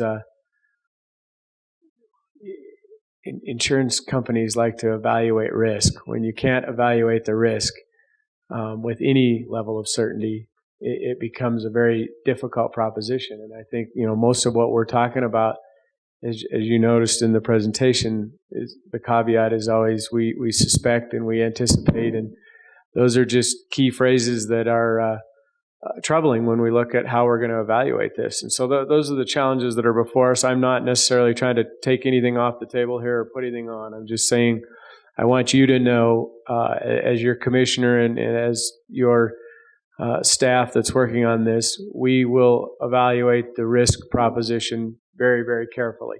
That, to me, is the huge challenge. No, it's a career-ending event for all of us. We can't take a $4 million, whatever $1 million hit that then we try to spread to all the students in some other fashion. That's just not an acceptable outcome. And so we will look at those. We'll continue to evaluate this very carefully. I do remain quite concerned that it's just, there are so many moving targets, so many moving pieces with the Affordable Care Act coming into play, that we really have to be careful with sort of the timing issue. What do we want to do? And I think there may be better options, but they may be a ways out when we know or we have a little more certainty of what next year is going to look like.